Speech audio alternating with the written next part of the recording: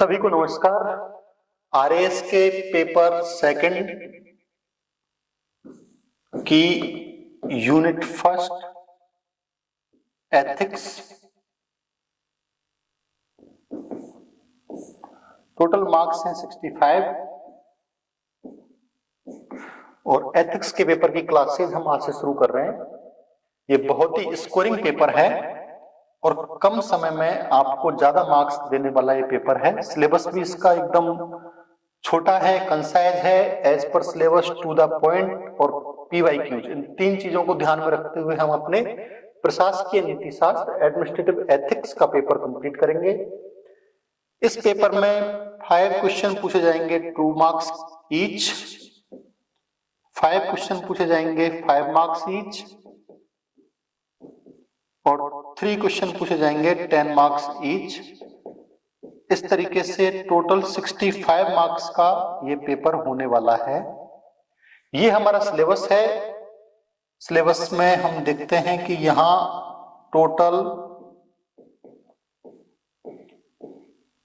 9th topics हैं, 9 topic हैं और फर्दर उनके कुछ सब टॉपिक्स हैं। जो 9th और लास्ट टॉपिक्स है ये है हमारा केस स्टडी के ऊपर आधारित।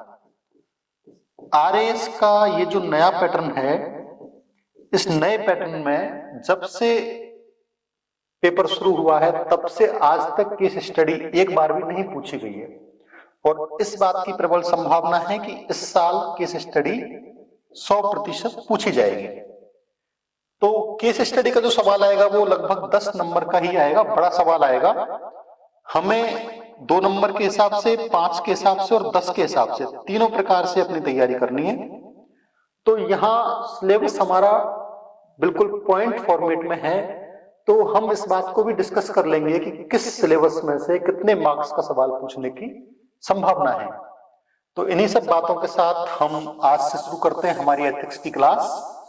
ये बहुत ही इंटरेस्टिंग होने वाली है, आपको पढ़ने में अच्छा लगेगा, इस बात की हम आपको एक आश्वासन देते हैं। हमारा एथिक्स जो है उसके सिलेबस को हम सबसे पहले डिस्कस करते हैं। प्रशासकीय एथिक्स, एडमिनिस्ट्रेटिव एथिक्स, इसकी जरूरत क्या पड़ी सिलेबस में? इससे पहले नहीं था। 2013 से जब से आरएएस का पेपर शुरू हुआ है नए पैटर्न पर, तो एक एग्जाम 2013 की थी, एक एग्जाम 2016 की, एक एग्जाम 2016 की स्पेशल एग्जाम थी, एक एग्जाम 2018 की, उसके बाद 2021 की और अब जो आप लोगों की एग्जाम होने वाली है वो 2023 की। तो हमें क्या करना है कि अब से पहले 5 बार आरएएस की एग्जाम हो चुकी है और उन 5 बार की आरएएस की एग्जाम जो नए पैटर्न से हुई है उसमें जो जो प्रश्न पीवाईक्यूज के हैं, एक तो उन्हें ध्यान में रखना, उन्हें हम लास्ट में डिस्कस भी कर लेंगे, हमारे पास समय रहेगा तो। दूसरा हमें ध्यान रखना ये हमारा सिलेबस, कंप्लीट सिलेबस।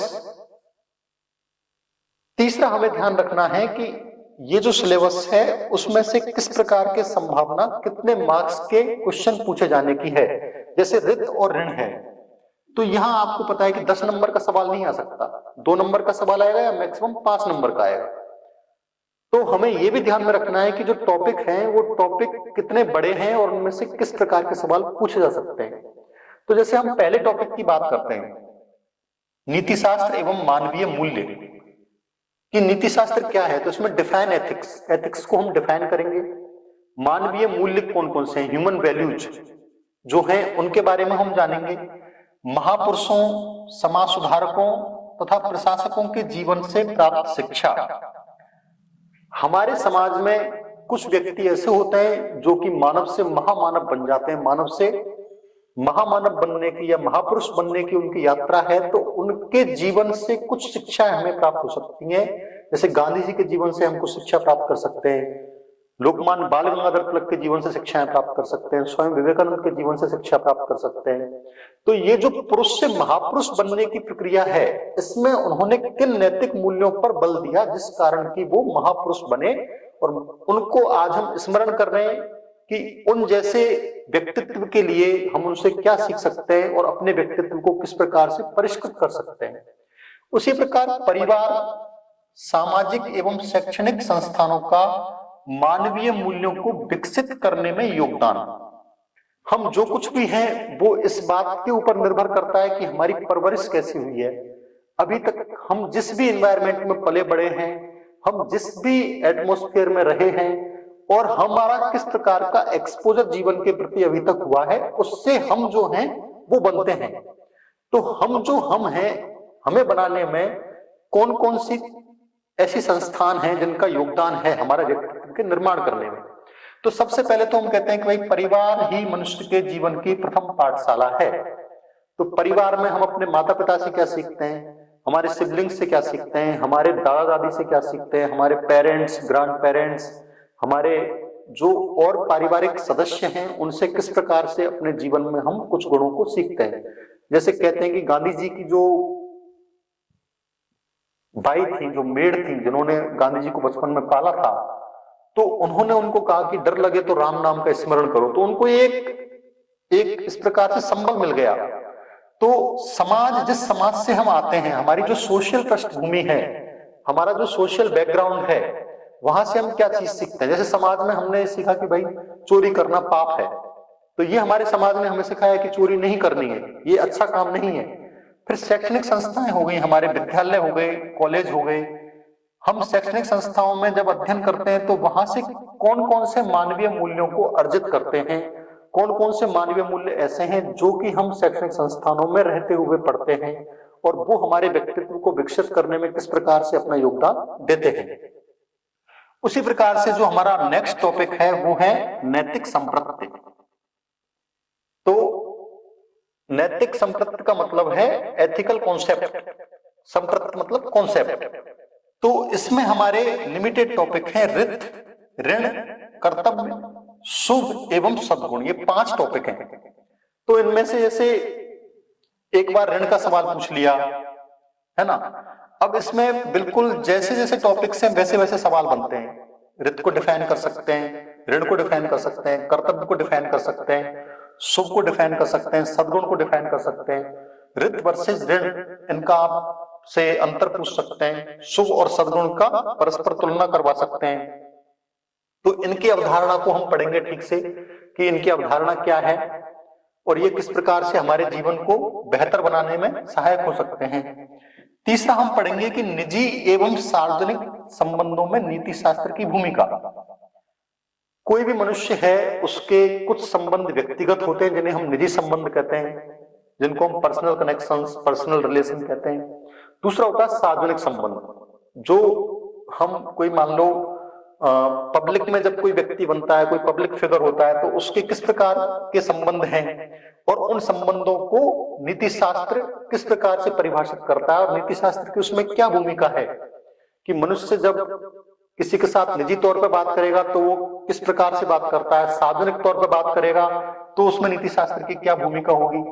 इसके साथ ही जो प्रशासक हैं, एडमिनिस्ट्रेटर जो हैं, प्रशासकों का आचरण, मूल्य एवं राजनीतिक अभिवृत्ति।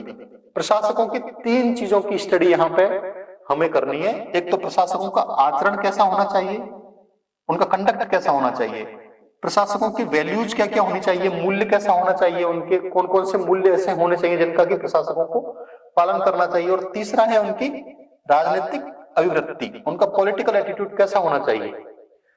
फिर है सत्यनिष्ठा का दार्शनिक आधार। सत्यनिष्ठा मतलब इंटीग्रिटी। तो इंटीग्रिटी जो है उसका दार्शनिक आधार क्या है, भारतीय दर्शन में किस प्रकार से इंटीग्रिटी की अवधारणा है, पाश्चात्य दर्शन में इंटीग्रिटी के प्रति क्या क्या चीजें कही गई हैं।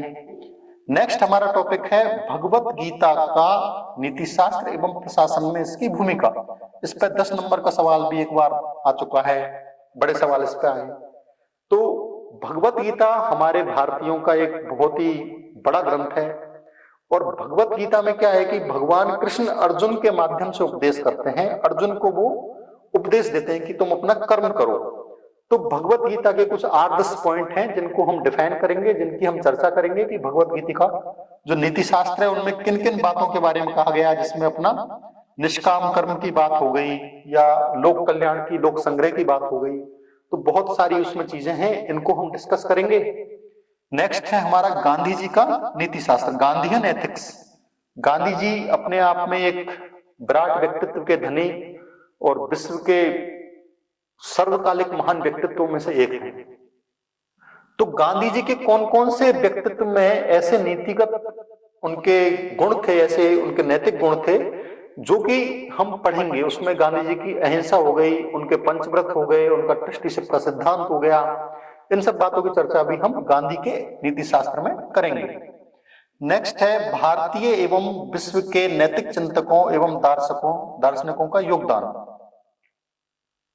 तो कुछ ना कुछ चिंतक फिलोसफर हुए हैं और फिलोसफर दोनों तरफ हुए हैं, हमारे भारतीय दर्शन में भी हुए हैं और हमारे पाश्चात्य दर्शन में भी हुए हैं।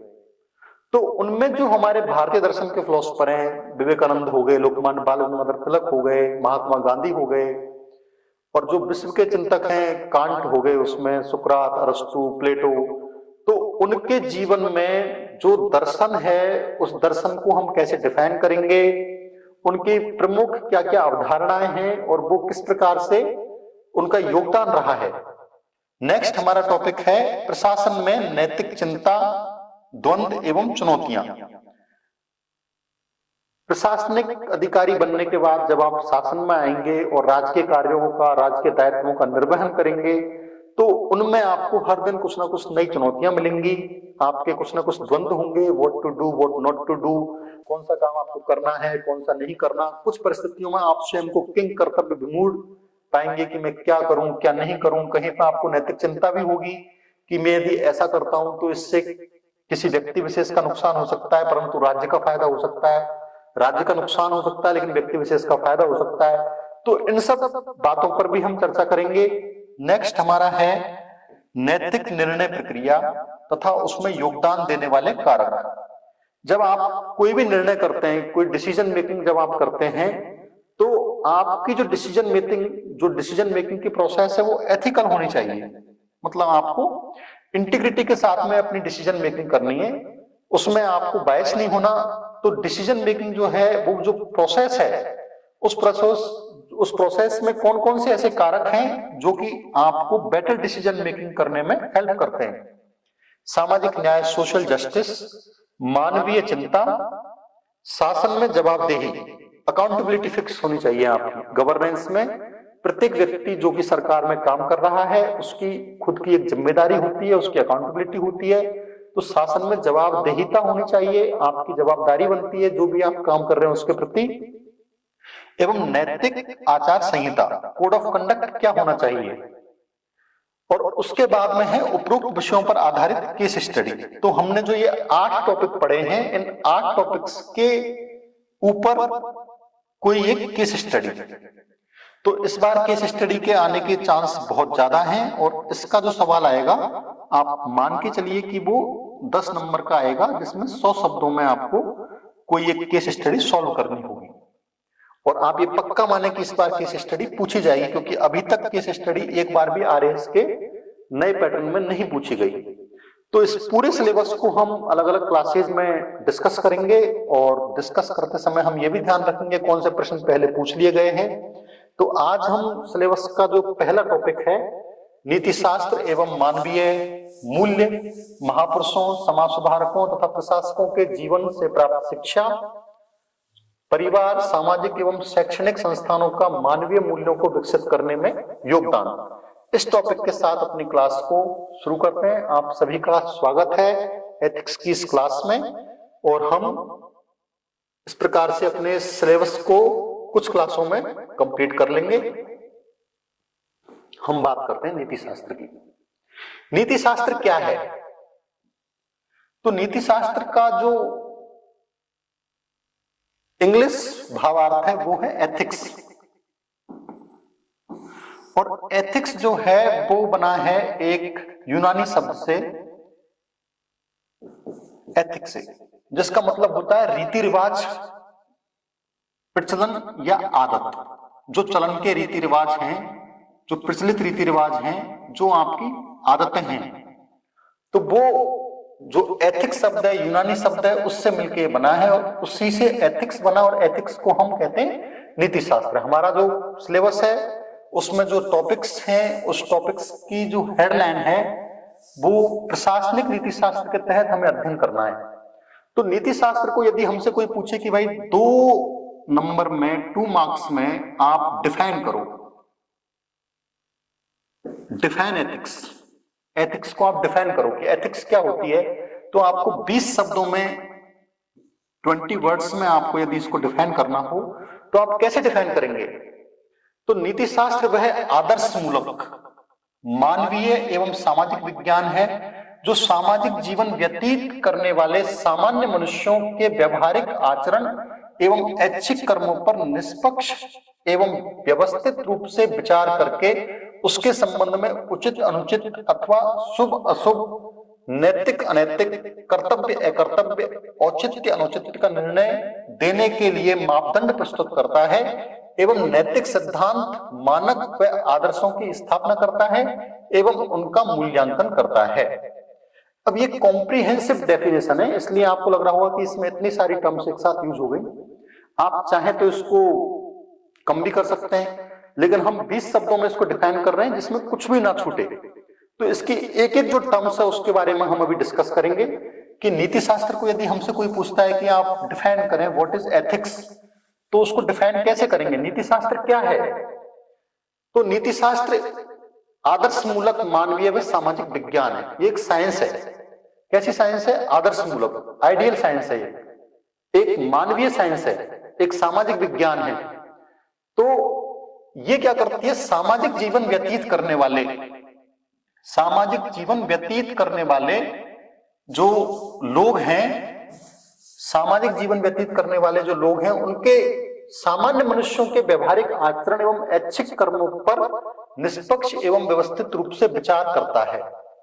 तो सामाजिक जीवन व्यतीत करने वाले जो लोग हैं, मान लो हम राजस्थानी लोग हैं, उत्तर भारतीय लोग हैं, तो हमारे लिए जो एथिक्स होगा वो निश्चित तौर पे अफ्रीका के जंगल में रहने वाले जो आदिवासी लोग हैं उनसे अलग प्रकार का होगा। अफ्रीका के लोग जंगल में रहते हैं, वो जंगली जीवन व्यतीत करते हैं, आदिवासी, तो उनके लिए जो एथिक्स होगा वो उनके परिवेश के हिसाब से तय होगा। हम अपने समाज में जीवन व्यतीत कर रहे हैं तो हमारे लिए जो हमारे समाज की प्रचलित अवधारणाएं हैं, यदि हम उनका उल्लंघन करते हैं तो उसको माना जाएगा कि ये समाज के प्रचलित रीति रिवाजों का उल्लंघन कर रहा है। तो हम जिस समाज में अपना जीवन व्यतीत कर रहे हैं उस समाज में जो सामान्य मनुष्य हैं उनका व्यवहारिक आचरण किस प्रकार का है, वो किस प्रकार का व्यवहार करते हैं। जैसे मान लो कोई मनुष्य ऐसा है जिसको हमने मानसिक रूप से विक्षिप्त घोषित कर दिया और मानसिक रूप से विक्षिप्त व्यक्ति राह चलते किसी व्यक्ति पर पत्थर मारकर हमला कर रहा है, और एक कोई सभ्य व्यक्ति है वो भी किसी राह चलते व्यक्ति के ऊपर पत्थर से हमला कर रहा है, तो जो व्यक्ति सभ्य जिसको हम मानते हैं समाज में, यदि वो राह चलते व्यक्ति पर हमला कर रहा है तो उसका ये आचरण नीति शास्त्र के विपरीत है, प्रतिकूल है। लेकिन जो व्यक्ति जिसको हम मानसिक तौर पर विक्षिप्त घोषित कर चुके हैं, यदि वो ऐसा करता है तो उसको माफी मिलने की संभावना है, परंतु एक सभ्य समाज में रहने वाले सामान्य व्यक्ति के द्वारा इस प्रकार का कृत्य किया जाता है तो वो अक्षम्य है, वो आपराधिक कृत्य है। तो जो मनुष्य हैं,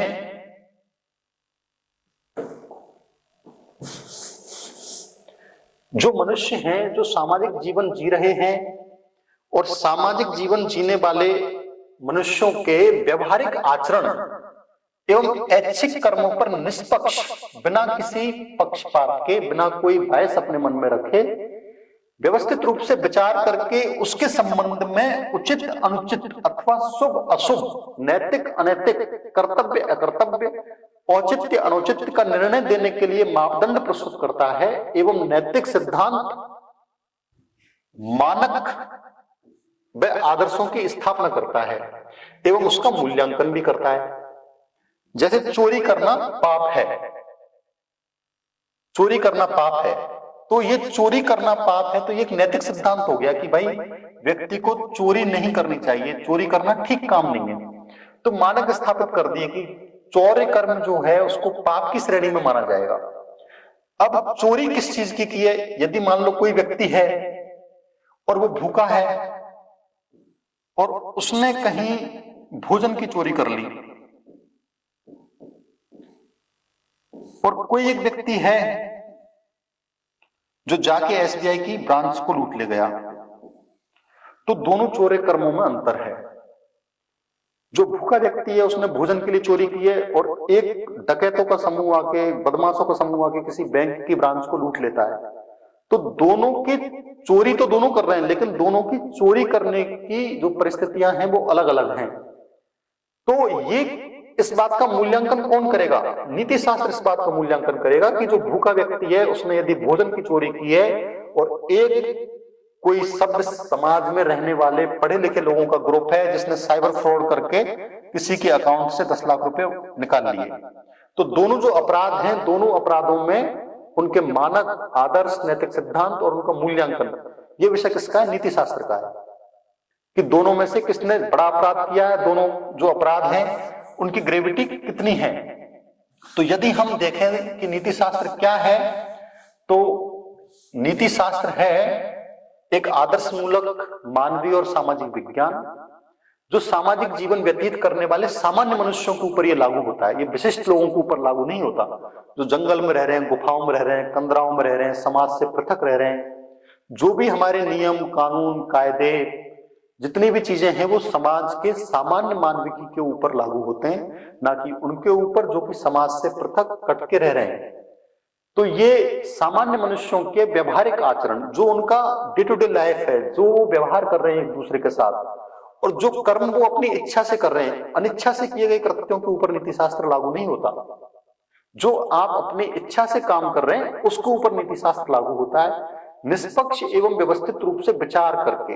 जो नीति शास्त्र है वो निष्पक्ष है, पक्षपात रहित है, और निष्पक्ष रूप से जब वो विचार करेगा तो जो कृत्य उसके द्वारा किया गया है, किसी व्यक्ति के द्वारा जो समाज में रहता है, उस कृत्य के संबंध में उचित अनुचित, कि जो काम उसने किया वो काम उचित है या अनुचित है, शुभ है अथवा अशुभ है, नैतिक है अथवा अनैतिक है, वो करणीय है अथवा अकरणीय है, कर्तव्य अकर्तव्य, उसके करने का औचित्य सिद्ध होता है या नहीं होता है, इस संबंध में निर्णय देने के लिए नीति शास्त्र मापदंड प्रस्तुत करता है। वो पैरामीटर आपके लिए डिफाइन करता है कि ये पैरामीटर्स हैं, इन पैरामीटर्स के तहत आपको काम करना है, और नैतिक सिद्धांत, मानक व आदर्शों की स्थापना करता है एवं उनका मूल्यांकन भी करता है। तो इस प्रकार यदि आपको 20 शब्दों में 2 नंबर में नीति शास्त्र की परिभाषा लिखनी हो तो आप ये कह सकते हैं कि नीति शास्त्र एक आदर्श मूलक मानवीय सामाजिक विज्ञान है जो सामाजिक जीवन व्यतीत करने वाले सामान्य मनुष्यों के व्यवहारिक आचरण एवं ऐच्छिक कर्मों पर निष्पक्ष एवं व्यवस्थित रूप से विचार करके उसके संबंध में उचित अनुचित, शुभ अशुभ, नैतिक अनैतिक, कर्तव्य एवं अकर्तव्य, औचित्य अनुचित्य का निर्णय देने के लिए मापदंड, पैरामीटर प्रस्तुत करता है एवं नैतिक सिद्धांत, मानक व आदर्शों की स्थापना करता है एवं उनका मूल्यांकन करता है। तो ये नीति शास्त्र की एक समग्र परिभाषा हुई। इसको 2-3 बार आप पढ़ेंगे, 1-2 बार आप लिखेंगे तो ये आपको बाय हार्ट लर्न हो जाएगी और फिर आप इसको ठीक से लिख भी पाएंगे। तो इस प्रकार से हम नीति शास्त्र को डिफाइन कर सकते हैं। नीति शास्त्र के बाद में हम आते हैं कि जो नीति शास्त्र है उसका स्वरूप क्या होना चाहिए। यदि कोई आपसे 2 नंबर में पूछ ले कि नीति शास्त्र का स्वरूप क्या है, इसको हम डिफाइन करें, तो नीति शास्त्र का स्वरूप यह है कि नीति शास्त्र एक आदर्श मूलक विज्ञान है। एक विज्ञान है लेकिन आदर्श मूलक विज्ञान है, आइडियल साइंस है। नीति शास्त्र एक मानवीय व सामाजिक विज्ञान है। मानवीय विज्ञान क्यों है? क्योंकि ये मानवों के ऊपर लागू होता है। और सामाजिक विज्ञान क्यों है? क्योंकि मानव समाज में निवास करते हैं।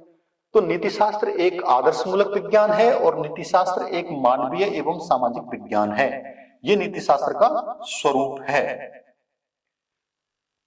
नीति शास्त्र जब हम पढ़ते हैं, नैतिकता की बात करते हैं, तो उसकी कुछ पूर्व मान्यताएं हैं, और वो पूर्व मान्यताएं हैं 3। वो कौन कौन सी है? संकल्प की स्वतंत्रता, ज्ञान का उद्देश्य और विकल्पों की उपस्थिति। नीति शास्त्र की पूर्व मान्यताएं ये 3 क्यों हैं? क्योंकि जो मनुष्य समाज में रह रहा है, एक सामाजिक जीवन व्यतीत कर रहा है, सामाजिक आचरण कर रहा है, उसके पास संकल्प की स्वतंत्रता है कि उसको उसके जीवन में क्या काम करना है। जैसे कि मान लो आपके पास 100 रुपए हैं और 100 रुपए किसी व्यक्ति ने एक दिन में अर्जित किए। जब शाम को वह अपने घर आता है तो उसके पास चॉइस है। क्या चॉइस है उसके पास? 2 चॉइस हैं कि एक वो 100 रुपए का एक लीटर दूध ले, चाय ले, चीनी ले और उससे अपने घर पे आके अपने जो भी घर वाले हैं उन सबको बढ़िया सी चाय बना के पिलाए। दूसरी उसके पास चॉइस ये कि 100 रुपए का जाए और ठेके से एक बोतल ले आए और उसको फिर वो पिए और खुद भी उत्पात में रहे, अपने घर वालों को परेशान करे, खुद की शांति भी भंग हो, घर वालों की मानसिक शांति भी भंग हो और 100 रुपए यहां भी जाया हुए और यहां भी जाया हुए। लेकिन कौन सी चीज ऐसी है जो कि उसके प्रयोजन को सिद्ध करती है? तो यहां संकल्प की स्वतंत्रता थी उस व्यक्ति के पास में कि उसने 100 रुपए को किस प्रकार से खर्च किया। 100 रुपए की उसने अपने घर में आके चाय पी बना के या अपने घर वालों को कॉफी पिलाई, या 100 रुपए की वो खुद शराब पी गया और उसके बाद उसने स्वयं की मानसिक शांति के साथ साथ परिवार की मानसिक शांति को भी भंग किया। और उस स्थिति में यदि उसका विवेक ठीक से काम नहीं करता और कोई भी काम वो ऐसा कर देता है जो कि अकरणीय है, तो उसके लिए फिर वो स्वयं जिम्मेदार होगा। तो हमारे पास चॉइस है कि हम क्या करें और क्या नहीं करें। तो ये संकल्प की स्वतंत्रता मनुष्य के पास है। उसके पास ज्ञान भी है और उद्देश्य भी है कि हम किसी भी चीज को करने से पहले किस लिए वो काम कर रहे हैं, उसका उद्देश्य हमारे मन में क्लियर होना चाहिए। दूसरा है विकल्पों की उपस्थिति, जिसकी बात हमने अभी की थी कि आपके पास 2 ऑप्शन हैं। अब आपको तय करना है कि आप ऑप्शन ए की तरफ जाते हैं, ऑप्शन बी की तरफ जाते हैं। आप 100 रुपए का दूध पी के खुद हेल्दी बनते हैं या फिर आप 100 रुपए की लिकर कंज्यूम करके खुद को और खुद के परिवार की शांति को भंग करते हैं। तो इस प्रकार नैतिकता की कुछ पूर्व मान्यताएं हैं। अब हम बात करते हैं नीति शास्त्र के विभिन्न आयाम कौन कौन से हैं, नीति शास्त्र के विभिन्न पक्ष कौन कौन से हैं और नीति शास्त्र की विशेषताएं क्या क्या हैं। तो पहला इसका जो आयाम है वो है सार्वभौमिकता। नीति शास्त्र जो है वो यूनिवर्सली लागू होता है और सभी के ऊपर लागू होता है। ऐसा नहीं है कि कोई आपराधिक कृत्य एक सामान्य व्यक्ति ने किया और वो आपराधिक कृत्य किसी विशिष्ट व्यक्ति ने किया तो दोनों के लिए उस आपराधिक कृत्य के मायने अलग अलग होंगे, या दोनों के लिए नीति शास्त्र कुछ अलग अलग राय रखता हो। जो काम पर्सन ए ने किया है वही काम यदि पर्सन बी करे तो दोनों के ऊपर वो इक्वली एप्लीकेबल है। दूसरा है आंतरिक प्रेरणा, अंतरात्मा की आवाज। हम कोई भी काम करते हैं तो वो अपने अंतर्मन की प्रेरणा से करते हैं, जिसे हम अंतरात्मा की आवाज कहते हैं। और कुछ भी शुभ अथवा अशुभ करने से पहले हमारा जो अंतर्मन है, हमारी जो अंतरात्मा है, वो हमें बता देती है कि हम जो काम करने जा रहे हैं वो काम कैसा होने वाला है। उस काम को करने से समाज का स्वयं का भला होगा अथवा नुकसान होगा। और उसके लिए अंतरात्मा हमें एक बार भी रोकती भी है, परंतु उसके बाद भी यदि हम अपनी अंतरात्मा की आवाज को अनसुना करते हुए वो काम करते हैं तो वहां फिर उसके परिणाम के लिए हमें तैयार रहना चाहिए। नेक्स्ट है सीखने योग्य, सामाजिककरण से हम सीखते हैं। नीति शास्त्र जो है वो सीखने योग्य है। जो नैतिक गुण है, जो नैतिकता है, जो वैल्यूज हैं वो सीखने योग्य हैं। जैसे बड़ों का सम्मान करना चाहिए, एक नैतिक गुण है। तो ये सबसे पहले व्यक्ति अपने घर में सीखता है, अपने माता पिता से सीखता है कि बड़ों का सम्मान करना चाहिए, उनको आदर भाव देना चाहिए। तो नीति शास्त्र समाज में रहते हुए, घर में रहते हुए, परिवार में रहते हुए सीखने योग्य विषय है। इसे हम अपने घर से, अपने परिवार से, अपने समाज से सीखते हैं। फिर है गतिशीलता। गतिशीलता मतलब जो नैतिक गुण है वो गतिशील है, मतलब वो स्थिर नहीं है। जो चीजें आज के समय में प्रासंगिक हैं, हो सकता है वो आज से आने वाले 20 साल बाद प्रासंगिक ना हो। जो चीजें आज से 50 साल पहले कुछ अलग तरीके से मानी जाती थी, आज उनको हम वैसा नहीं मानते। जैसे आज से 50 साल पहले मानते थे कि भाई कोई दूल्हे की बारात जा रही है तो उसमें महिलाएं नहीं जाएंगी, लेकिन आज हम देखते हैं कि बिना महिलाओं के कोई बारात जाती नहीं है। तो 50 सालों की इस समय की अवधि में जो मूल्य थे वो परिवर्तित हो गए। जैसे हल्दी की रस्म का आप देखोगे तो आज से 50 साल पहले की आप हल्दी देखोगे और आज के विवाहों जो वैवाहिक समारोह हैं उसमें आप हल्दी हंगामा देखोगे, तो दोनों चीजें बहुत अलग तरह की हो गई हैं। तो ये गतिशीलता है, ये समय की अपनी एक चाल है, समय का अपना एक पक्ष है, और जिसे हम कहते हैं कि समय परिवर्तनशील है, तो उसके साथ जो नीति शास्त्र के मूल्य हैं वो भी परिवर्तनशील हैं, और वो मूल्य दिन प्रतिदिन परिवर्तित होते हैं, लेकिन उनमें कुछ सार्वभौमिकता है, नियमों में वो बनी रहनी चाहिए। फिर है परामर्शन। परामर्शन का है कि आप किसी चीज को परामर्श दे रहे हो कि आप इसको मानो तो अच्छा है, ये आपके लिए हितप्रद है, और नहीं मानोगे तो वो ठीक नहीं है। जैसे डॉक्टर के आप केवल परामर्श से काम करते हो तो वहां पर नैतिकता नहीं देखी जाती। डॉक्टर ने आपको कहा कि आपको एक सर्टेन टाइप की कोई बीमारी है, कोई डिजीज है, और उस डिजीज को क्योर करने के लिए आपको फिश ऑयल लेना पड़ेगा। अब आप शाकाहारी हो, आपने जीवन में कभी प्याज लहसुन भी नहीं खाया, लेकिन डॉक्टर ने आपको परामर्श किया कि आपको फिश ऑयल लेना पड़ेगा।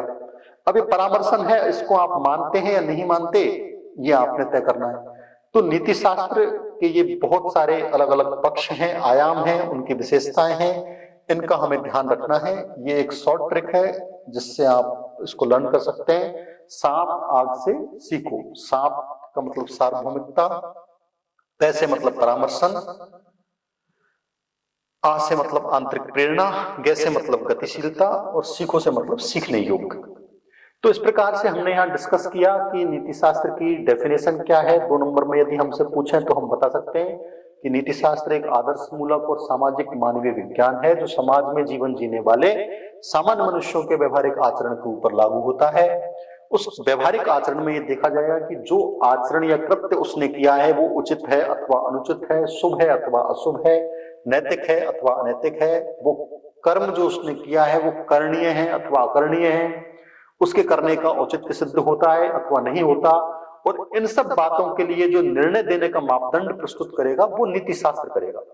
और नीति शास्त्र उसका मूल्यांकन भी करता है, नैतिक सिद्धांत, मानक और आदर्शों की स्थापना करता है। फिर नीति शास्त्र का स्वरूप और उसके बाद नीति शास्त्र की पूर्व मान्यताएं, जिसमें 3 मान्यता है: संकल्प की स्वतंत्रता, ज्ञान व उद्देश्य और विकल्पों की उपस्थिति। उसके बाद नीति शास्त्र के विभिन्न आयाम जिनको हम पक्ष कह सकते हैं या नीति शास्त्र की विशेषता कह सकते हैं। नीति शास्त्र सार्वभौमिक रूप से लागू होता है, आंतरिक प्रेरणा का बड़ा महत्व है, नीति शास्त्र सीखने योग्य है, समाज से हम लोग सीखते हैं। नीति शास्त्र के जो नैतिक मूल्य हैं वो गतिशील हैं, जो मूल्य आज हैं हो सकता है 50 साल बाद वैसे मूल्य नहीं रहते हों। नीति शास्त्र परामर्शन नीति शास्त्र का एक महत्वपूर्ण पक्ष है। अब हम नेक्स्ट आगे बात करते हैं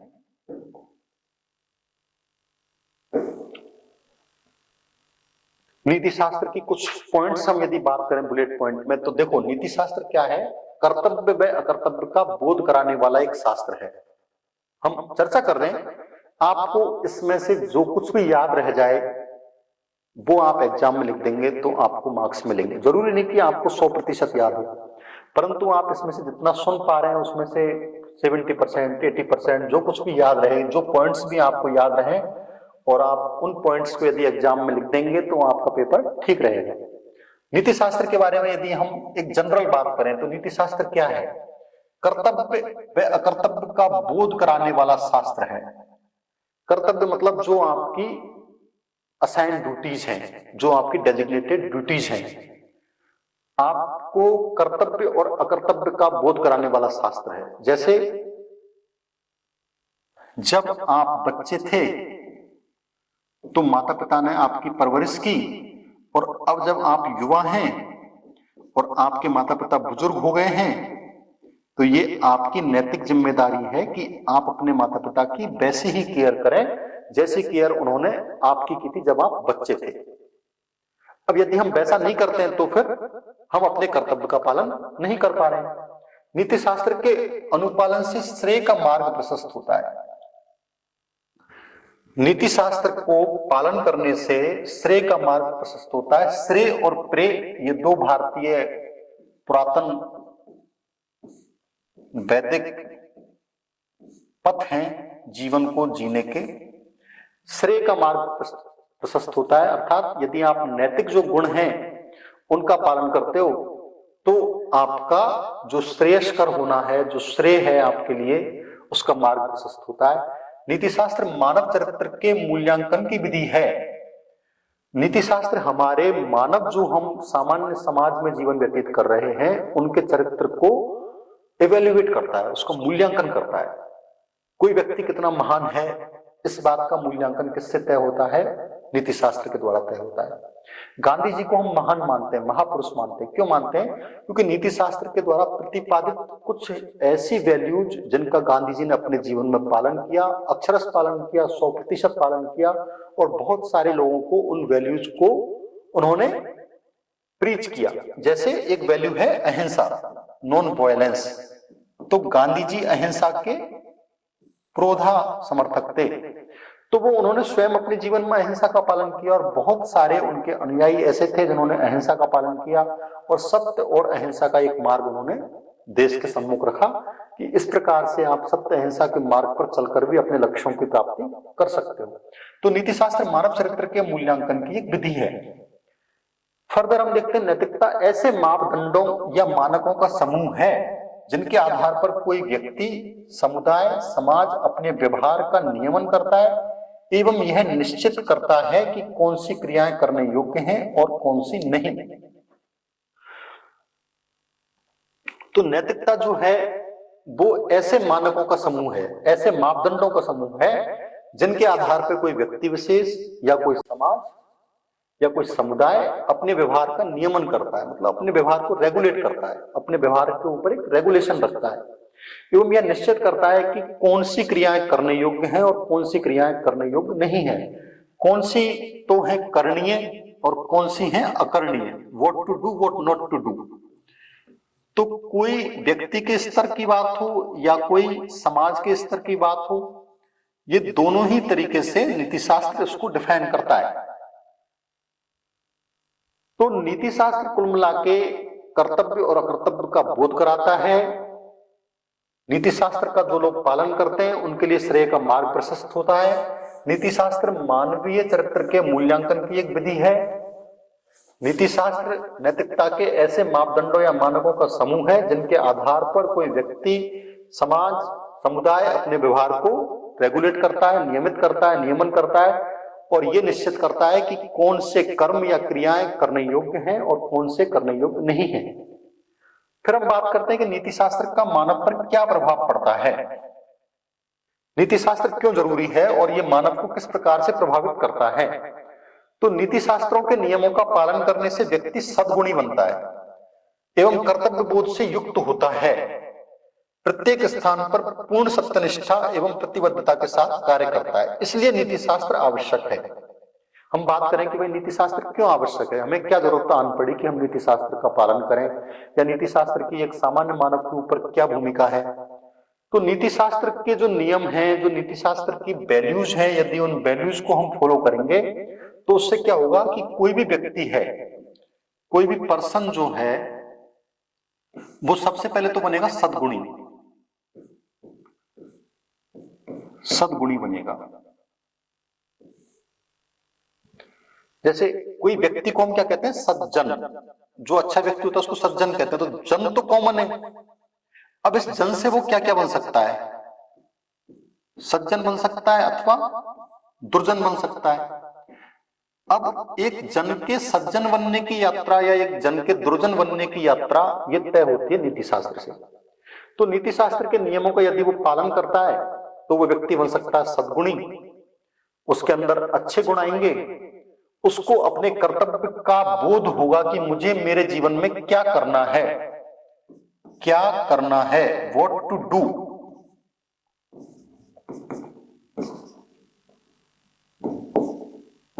what to do and what not to do.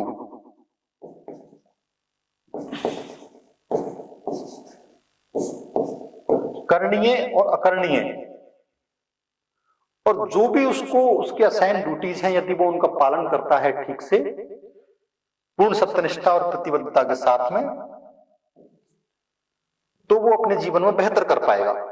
तो नीति शास्त्र का मानव के ऊपर क्या प्रभाव पड़ता है? यदि हम इस बात को देखें तो नीति शास्त्र के नियमों का पालन करने से कोई व्यक्ति एक तो क्या बन जाएगा? सद्गुणी बन जाएगा। वो उसके अंदर गुण आएंगे। दूसरा, वो अपने कर्तव्य बोध से युक्त होगा। उसको ये पता होगा कि मेरी ड्यूटीज क्या क्या हैं। ड्यूटीज किसके प्रति? स्वयं के प्रति, अपने परिवार के प्रति, अपने समाज के प्रति, अपने राष्ट्र के प्रति, अपने परिवेश के प्रति, अपने संस्थान के प्रति, या जहां भी वो काम कर रहा है या जिस समाज में वो रह रहा है उसमें उसकी क्या क्या कर्तव्य बनते हैं। एवं प्रत्येक स्थान पर पूर्ण सत्यनिष्ठा, 100% इंटीग्रिटी, 100% इंटीग्रिटी,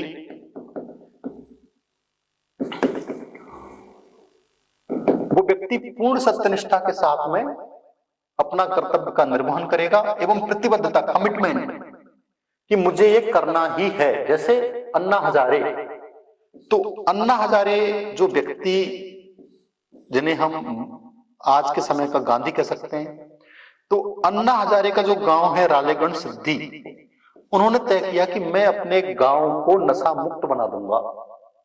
तो ये उनकी एक कमिटमेंट था खुद के प्रति और अपने गांव के प्रति कि मैं अपने गांव को नशा मुक्त बना दूंगा। और इसके लिए उन्होंने अपने गांव को एक आदर्श गांव के तौर पर सिद्ध करने के लिए, एक आदर्श गांव बनाने के लिए एक आंदोलन चलाया नशा मुक्ति का। और आज उनका गांव जो रालेगण सिद्धि गांव है वो पूरे देश में प्रसिद्ध है। तो रालेगण सिद्धि को हम केवल इसलिए जानते हैं क्योंकि वो अन्ना हजारे से संबद्ध है, अन्ना हजारे से संबंधित है। तो अन्ना हजारे का ये कमिटमेंट था कि मैं अपने गांव को एक आदर्श गांव बनाऊंगा, मेरे गांव में रहने वाले लोग नशा से मुक्त हों। इस प्रकार का उनका कमिटमेंट था। तो ये क्या है, जो अन्ना हजारे हैं उनके व्यक्तिगत जीवन पर नीति शास्त्र का जो प्रभाव पड़ा, उससे वो सद्गुणी बने, उनको अपने कर्तव्य का बोध हुआ। उन्होंने एक बहुत बड़ा आंदोलन चलाया, इंडिया अगेंस्ट करप्शन। वो अलग बात है कि उसके आउटकम क्या हुए। सद्गुणी बनेगा व्यक्ति, अपने कर्तव्य बोध से युक्त होगा और प्रत्येक स्थान पर पूर्ण सत्यनिष्ठा यानी कि इंटीग्रिटी के साथ अपने काम करेगा। और जो भी वो काम करेगा अपने कर्तव्य कर्मों के प्रति कमिटेड होकर 100% एफिशिएंसी के साथ अपनी ड्यूटीज को निर्वहन करेगा।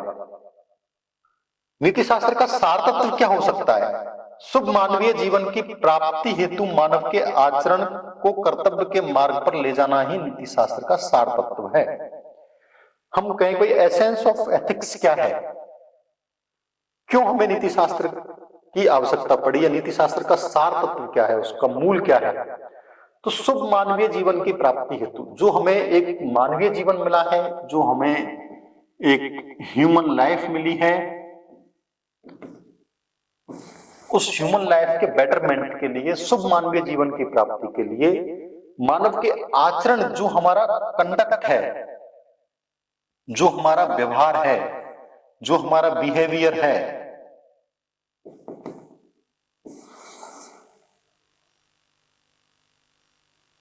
हमारे मानव के शुभ मानवीय जीवन की प्राप्ति हेतु मानव के आचरण को कर्तव्य के मार्ग पर ले जाना। जो हमारा कंडक्ट है, जो हमारा आचरण है, उसको कर्तव्य के मार्ग पर ले जाना, उसको ड्यूटीज के मार्ग पर ले जाना। कर्तव्य, ड्यूटीज,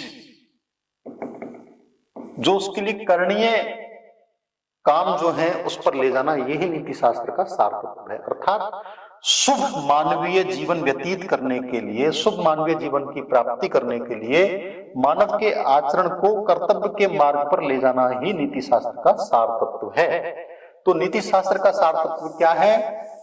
शुभ मानवीय जीवन की प्राप्ति करने के लिए मानव के आचरण को कर्तव्य के मार्ग पर ले जाना, यही नीति शास्त्र का सार तत्व है। इसीलिए नीति शास्त्र की आवश्यकता है कि जो मनुष्य अपना जीवन व्यतीत कर रहे हैं वो अपने जीवन को बेहतर बनाए, शुभ बनाए और अपने आचरण को ऐसा बनाए जिससे कि वो उनके लिए करणीय जो कर्म है, कर्तव्य मार्ग जो है, उसको वो ठीक से अपने कर्तव्य का निर्वहन करें, अपने कर्तव्य को पहचानें। तो इस प्रकार से ये नीति शास्त्र का सार तत्व हमने डिस्कस किया।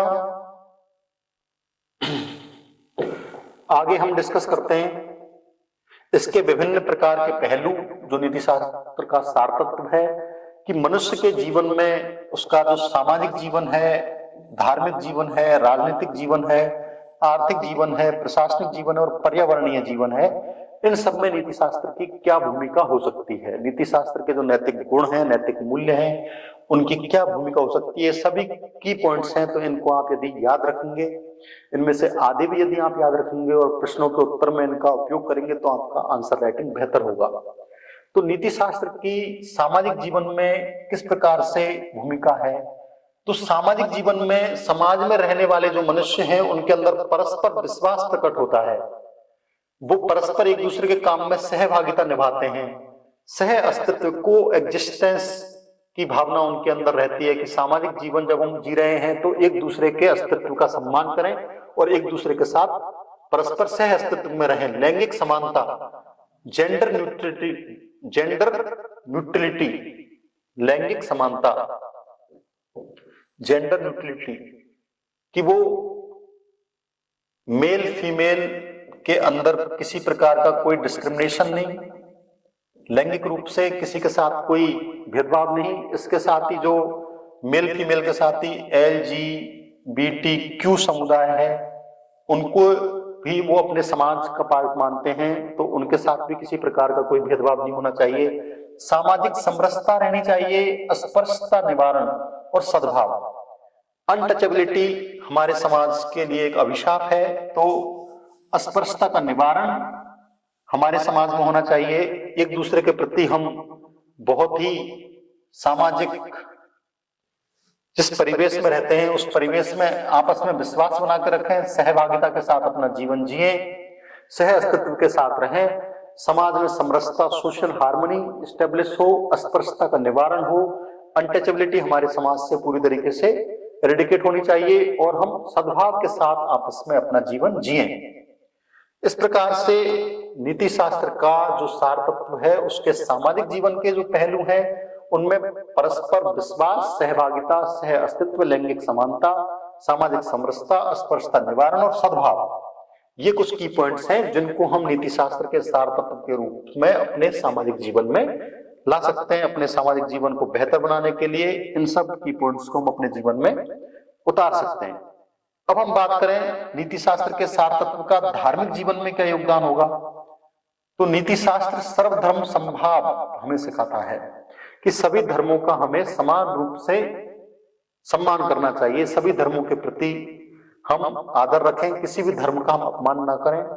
हम जिस धर्म को मानते हैं, हमारी आस्था जहां पर भी है वो ठीक है, लेकिन किसी दूसरे व्यक्ति की आस्था यदि जहां पर है तो हम उसका भी उतना ही सम्मान करें, क्योंकि ये नितांत निजी विषय है। सामाजिक सद्भाव के साथ हम रहें। धार्मिक हमारे लोगों के जो विभिन्न धर्मों का पालन करने वाले लोग हैं, हिंदू, मुस्लिम, सिख, ईसाई, उनके बीच में आपस में सामाजिक सद्भाव रहना चाहिए। धर्म के नाम पर लड़ाई नहीं होनी चाहिए, धार्मिक सहिष्णुता होनी चाहिए, टॉलरेंट उनको होना चाहिए कि हम अपने धर्म की बातें प्रचार प्रसार करते हैं और दूसरे धर्म की बातों से नफरत ना करें। धार्मिक समरसता होनी चाहिए। तो इस प्रकार से जो नीति शास्त्र का सार तत्व धार्मिक जीवन में हम देखें तो सर्वधर्म समभाव, सभी धर्मों के प्रति समान रूप से सम्मान की भावना, सामाजिक सद्भाव, धार्मिक सहिष्णुता और धार्मिक समरसता, इन गुणों का पालन नीति शास्त्र के माध्यम से हम धार्मिक जीवन में कर सकते हैं। आगे बात आती है कि राजनीतिक जीवन में नीति शास्त्र की क्या भूमिका है। तो हम आज जिस भारत में रहते हैं वो विश्व का सबसे बड़ा लोकतंत्र है और वहां पर विभिन्न प्रकार की राजनीतिक विचारधाराओं को मानने वाले लोग रहते हैं, लेकिन कुछ ऐसे बिंदु हैं जिनके ऊपर समस्त राजनीतिक दलों या समस्त राजनीतिक विचारधाराओं को एकमत होना पड़ता है, और वो है पंथ निरपेक्षता, जिस प्रकार का हमारा संविधान हमें दिया है, साम्यपूर्ण न्यायपूर्ण समाज, समाजवाद की भावना, लोकतंत्र और सुशासन, सामाजिक, आर्थिक एवं राजनीतिक न्याय और व्यक्ति की गरिमा, जो हमारी उद्देशिका है, हमारे संविधान की जो उद्देशिका है, हमारे संविधान की जो प्रस्तावना है, उस संविधान की प्रस्तावना में जो जो की पॉइंट्स हैं वो सभी की पॉइंट्स हमारे राजनीतिक जीवन में नीति शास्त्र के सार तत्व हैं।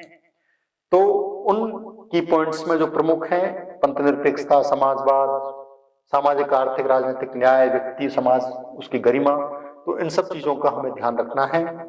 नीति शास्त्र का हमारे आर्थिक जीवन में किस प्रकार से योगदान है, तो आर्थिक जीवन में नीति शास्त्र के जो महत्वपूर्ण पहलू हैं उनमें एक है अस्ते। अस्ते का मतलब है चोरी नहीं करना, अचौर्य। दूसरा है सम्यक आजीव, जो हम लाइवलीहुड जिस तरीके से अर्जित कर रहे हैं वो सम्यक होनी चाहिए, हमारी आजीविका सम्यक होनी चाहिए। ऐसे नहीं कि भाई चोरी करके हम अपने जीवन का यापन कर रहे हैं या कहीं किसी बैंक में डकैती डाल के हम अपना जीवन चला रहे हैं, तो वो अच्छा काम नहीं है। वित्तीय समावेशन, सभी वर्गों का वित्तीय समावेशन होना चाहिए, समावेशी विकास होना चाहिए, इंक्लूसिव ग्रोथ होनी चाहिए, हरित अर्थव्यवस्था, हमारी ग्रीन इकोनॉमी बननी चाहिए, सतत विकास, सस्टेनेबल डेवलपमेंट, अर्थात हम इस प्रकार से अपने विकास को समन्वित करें कि आने वाली जो हमारी जनरेशंस हैं, आने वाली जो हमारी पीढ़ियां हैं, उनके लिए भी हम पर्याप्त संसाधन छोड़ के जाएं। ऐसा ना हो कि जो हमारी पीढ़ी है वो इस प्लेनेट अर्थ पर अंतिम पीढ़ी हो, हमारी आने वाली जो संततियां हैं उनके लिए हम पर्याप्त रूप से एक बेहतर विश्व बना के जाएं। इसलिए हमें सस्टेनेबल डेवलपमेंट की आवश्यकता है। तो इसमें जो एसडीजी हमारे हैं, उन एसडीजीज को आप जोड़ सकते हैं, उनकी बात आप इसमें कर सकते हैं। आर्थिक स्वावलंबन, सभी लोग आर्थिक रूप से स्वतंत्र हों, आर्थिक रूप से स्वावलंबी हों, यानी इकोनॉमिकली वो सेल्फ सफिशिएंट हों, इकोनॉमिकली सेल्फ सफिशिएंट हों। ट्रस्टीशिप यानी कि जो समाज की संपत्ति है वो किसी एक व्यक्ति की संपत्ति नहीं है, वो समाज के सभी वर्गों की संपत्ति है और उस पर समाज के सभी वर्गों का हक है। इसलिए सामाजिक जीवन व्यतीत करने वाले समाज के सभी वर्गों को समाज के धन में हिस्सेदारी मिलनी चाहिए। तो हम देखते हैं कि जो हमारी सामाजिक न्याय की योजनाएं बनती हैं वो इसको पुष्ट करती हैं। सामाजिक न्याय की जो हमारी योजनाएं बनती हैं वो इस फैक्ट को पुष्ट करती हैं। नेक्स्ट है लोक कल्याण की समस्त योजनाओं का प्रभावी क्रियान्वयन। लोक कल्याण में जितनी भी हमारी राजकीय सरकारों के द्वारा जो योजनाएं चलाई जा रही हैं, चाहे वो चिरंजीवी योजना स्वास्थ्य के क्षेत्र में हो, लाडली बहना योजना जो मध्य प्रदेश की है, उसके साथ में हमारी जो सामाजिक पेंशन है वंचित वर्गों को, बुजुर्गों को जो पेंशन मिलती है, तो इन सब का यदि बेहतर क्रियान्वयन होगा तो हम बेहतर समाज का निर्माण कर पाएंगे, हमारा आर्थिक जीवन उससे मजबूत होगा और जो समाज में वंचित वर्ग हैं उनको उनके अधिकारों की प्राप्ति होगी। नेक्स्ट है हमारा प्रशासनिक जीवन किस प्रकार से नीति शास्त्र के द्वारा डिफाइन होता है। तो प्रशासनिक जीवन में कुछ महत्वपूर्ण गुण जैसे निस्वार्थता, सत्यनिष्ठा, वस्तुनिष्ठता, ईमानदारी, संवेदनशीलता, जवाबदेहिता, निष्कपटता, नेतृत्व, पारदर्शिता, सेवाभाव, एकरूपता, ये कुछ प्रशासनिक अधिकारियों के गुण होने चाहिए जो कि अपना प्रशासनिक जीवन जी रहे हैं। तो उनके लिए एथिक्स की क्या भूमिका है। निस्वार्थता, उनको जो भी वो काम करें उसमें स्वयं के स्वार्थ को एक साइड में रख दें। जवाबदेहिता, उनकी जवाबदेही तय होनी चाहिए, अकाउंटेबिलिटी फिक्स होनी चाहिए। सत्यनिष्ठा, इंटीग्रिटी डाउटफुल नहीं होनी चाहिए। निष्कपटता, जो भी वो अपने शासकीय कर्तव्यों का निर्वहन करें तो उसमें वो निष्कपट हों। वस्तुनिष्ठता, उनकी ऑब्जेक्टिविटी बनी रहनी चाहिए। नेतृत्व, लीडरशिप उनके अंदर रहनी चाहिए। कोई भी काम वो स्वयं अपना आगे से इनिशिएटिव लेके करें और अपनी टीम को मोटिवेट करें। ऑनेस्टी के साथ अपना काम करें, जो भी काम करें वो ट्रांसपेरेंट तरीके से होना चाहिए। उनके अंदर संवेदनशीलता होनी चाहिए, समाज के वर्गों के प्रति संवेदनशील बने, सेवा की भावना हो और अपने काम को करने में एकरूपता लाए। इसके साथ यदि हम बात करें कि नीति शास्त्र का पर्यावरणीय जीवन पर क्या प्रभाव पड़ता है, पर्यावरणीय स्वरूप क्या है इसका, पर्यावरणीय सार तत्व क्या है, तो पर्यावरण संतुलन, पर्यावरण का संरक्षण, सस्टेनेबल डेवलपमेंट, जल संरक्षण और संधारणीय विकास, ये सब नीति शास्त्र का पर्यावरणीय जीवन पर पड़ने वाला प्रभाव है। तो इस प्रकार से हम नीति शास्त्र के सार तत्व को विभिन्न प्रकार से देख सकते हैं कि हमारे सामाजिक जीवन, हमारे धार्मिक जीवन, हमारे राजनीतिक जीवन, हमारे आर्थिक जीवन, प्रशासनिक जीवन और पर्यावरणीय जीवन पर किस प्रकार से नीति शास्त्र का प्रभाव पड़ता है। तो यदि मान लो 5 नंबर में आपसे पूछे कि नीति शास्त्र का मनुष्य के सामाजिक जीवन या फिर मनुष्य के धार्मिक जीवन, राजनीतिक जीवन, आर्थिक जीवन, प्रशासनिक जीवन और पर्यावरणीय जीवन, इस पर पड़ने वाले प्रभाव की विवेचना करें। तो ये की पॉइंट्स कुछ हैं जिनको यदि आप बाय हार्ट लर्न करेंगे तो आप इसका आंसर ठीक से कर पाएंगे।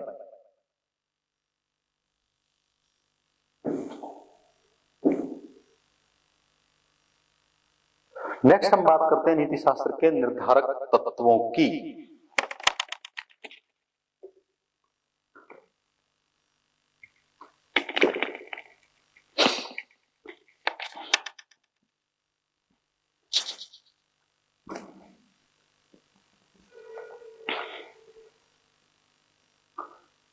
नैतिकता के निर्धारक कौन कौन से होने चाहिए? तो नैतिकता के निर्धारक हो सकते हैं बाह्य निर्धारक, आंतरिक निर्धारक और साध्य वर्सेस साधन।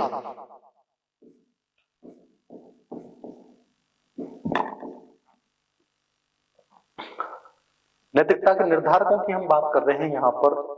तो नैतिकता के बाह्य निर्धारक कौन कौन से हो सकते हैं? नैतिकता के बाह्य निर्धारक हो सकते हैं कि एक तो हम परिणाम के आधार पर तय करें, एक हम नियमों के आधार पर तय करें कि हमें राजकीय, सामाजिक और धार्मिक नियमों का पालन करते हुए नैतिकता का निर्वहन करना है, अपने कर्तव्य कर्मों को करना है। दूसरा है परिणाम।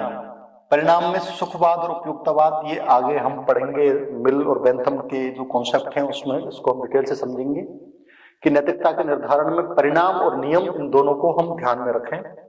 दूसरा, यदि आंतरिक निर्धारण की बात करें तो अंतरात्मा की आवाज, इंट्यूशन जिसे हम कहते हैं, हमारी अंतरात्मा हमें हमारे करणीय और अकरणीय कर्मों को करने से पहले एक बार हमारे मन में इस प्रकार की आवाज आती है, इस प्रकार की हमें एक अंतरात्मा से प्रेरणा मिलती है कि ये काम करणीय है, ये काम अकरणीय है, परंतु कई बार हम अपनी अंतरात्मा की आवाज को अनसुना कर देते हैं, जिसका खामियाजा हमें अकरणीय कर्मों को करने के बाद भुगतना पड़ता है। फिर है साधन एवं साध्य। तो साधन एवं साध्य, अब यहां पे आता है कि गांधी जी और मार्क्स ये साधन और साध्य के बारे में अलग अलग विचार रखते हैं। जैसे मार्क्स के लिए हम यदि बात करें तो मार्क्स कहता है कि मार्क्स का साधन है साम्यवाद और उसके लिए वो हिंसात्मक क्रांति की तरफ जाता है। मार्क्स के हिसाब से साधन साध्य के औचित्य को सिद्ध करता है। इसके अनुसार यदि साध्य उचित है तो उसे प्राप्त करने के लिए किसी भी प्रकार के साधन का प्रयोग कर सकते हैं, जैसे उसका साधन है साम्यवाद और साध्य है उसकी सामाजिक क्रांति। तो साधन साध्य के औचित्य को सिद्ध करता है। जो जिस साधन के द्वारा हम अपने काम को कर रहे हैं वो साध्य की प्राप्ति के लिए औचित्य को सिद्ध करता है। इसके अनुसार यदि साध्य उचित है तो उसे प्राप्त करने के लिए किसी भी प्रकार के साधन का प्रयोग कर सकते हैं, ये कहना है मार्क्स का। लेकिन गांधी जी इसके पृथक राय रखते हैं। गांधी जी कहते हैं कि साधन के साथ साथ साध्य की पवित्रता भी महत्वपूर्ण है और साधन व साध्य में अविभाज्य संबंध है, अर्थात दोनों को एक दूसरे से पृथक नहीं किया जा सकता। जैसे गांधी जी के लिए साध्य है देश की आजादी की प्राप्ति,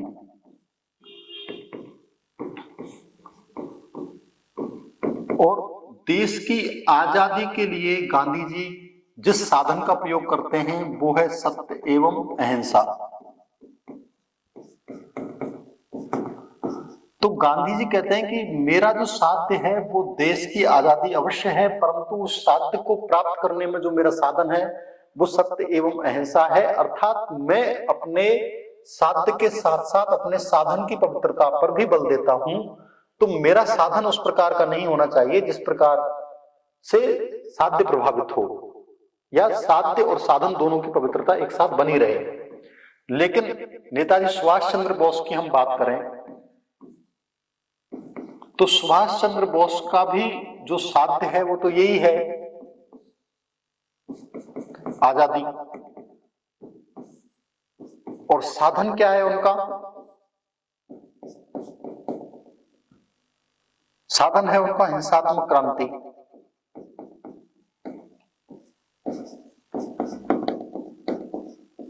आजाद हिंद फौज के माध्यम से वो चाहते हैं कि हम आजादी को प्राप्त करें।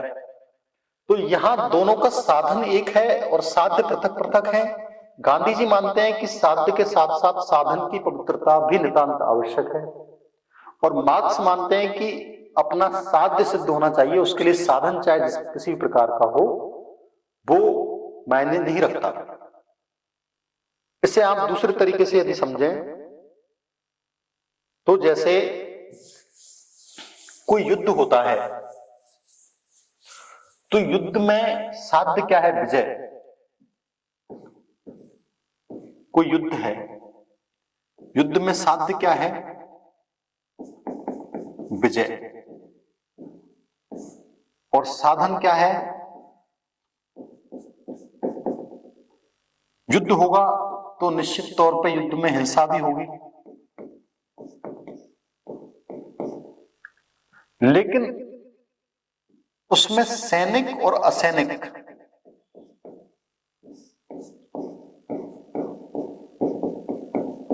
इन वर्गों का ध्यान रखा जाना चाहिए कि हिंसा भले ही हो, परंतु युद्ध चूंकि सेना लड़ रही है तो सेना सेना से ही युद्ध लड़े, असैनिक वर्गों को परेशानी ना हो। तो साध्य और साधन की पवित्रता, कई बार साध्य की प्राप्ति के लिए व्यक्ति अपवित्र साधनों का इस्तेमाल भी करता है, जैसा कि अक्सर सत्ता की प्राप्ति के लिए किया जाता है। जैसे मान लो कोई उम्मीदवार है और वो चुनाव लड़ रहा है, चुनाव में विजय प्राप्त करना उसका साध्य है। एक तो होता है फेयर प्ले की मैं बिल्कुल अपने नीतिगत मुद्दों को लेकर चुनाव लड़ रहा हूं, अब आगे जनता जनार्दन है, वो जिस प्रकार से मुझे अपने मत के द्वारा विजय बनाती है तो ठीक है।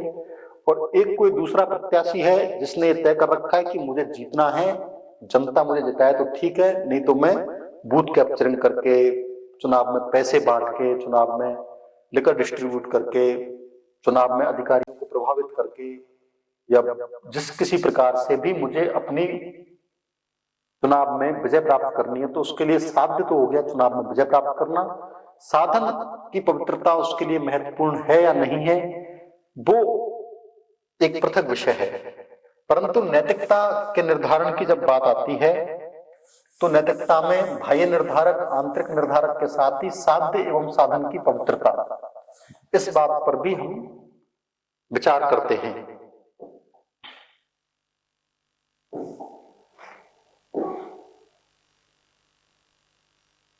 इसके बाद हम बात करते हैं मानवीय मूल्य की। जो हमारे समाज में मानव रहता है तो ह्यूमन वैल्यूज कौन कौन सी हैं, तो इसकी एक सरल सी एक लाइन की परिभाषा है, समाज के द्वारा स्वीकृत मानक या व्यवहार। मानवीय मूल्य क्या है? मानवीय मूल्य है समाज के द्वारा स्वीकृत मानक, स्टैंडर्ड या व्यवहार। जैसे समाज इस बात को स्वीकार करता है कि हमें समाज में रहते समय चोरी नहीं करनी चाहिए, और चोरी करना एक सामाजिक व्यवहार नहीं है, तो समाज ने ये मानक तय कर दिया कि आप समाज में रह रहे हो तो वहां पे आप चोरी ना करो। यदि आप चोरी करते हो तो वो जो समाज के द्वारा तय किया गया मानक है उसके प्रतिकूल है। दूसरे शब्दों में यदि हम कहें तो वे सभी मानक या विश्वास जो चरित्र या आचरण में सद्गुणों के माध्यम से अभिव्यक्त होते हैं। मानवीय मूल्य क्या होंगे? मानवीय मूल्य वो सभी मानक या विश्वास हैं जो हमारे चरित्र या आचरण में सद्गुणों के माध्यम से अभिव्यक्त होते हैं, इन्हें हम मूल्य कहते हैं। मूल्य अमूर्त होते हैं, मूल्यों में उचित अनुचित का बोध होता है, समाज में मूल्यों का ही मूल्यांकन किया जाता है। मूल्य सापेक्षतः स्थायी होते हैं, मूल्य मानव के व्यवहार व आचरण को निर्देशित करते हैं, जीवन को शुभ व गरिमा में बनाते हैं और मनुष्य का चारित्रिक विकास करते हैं।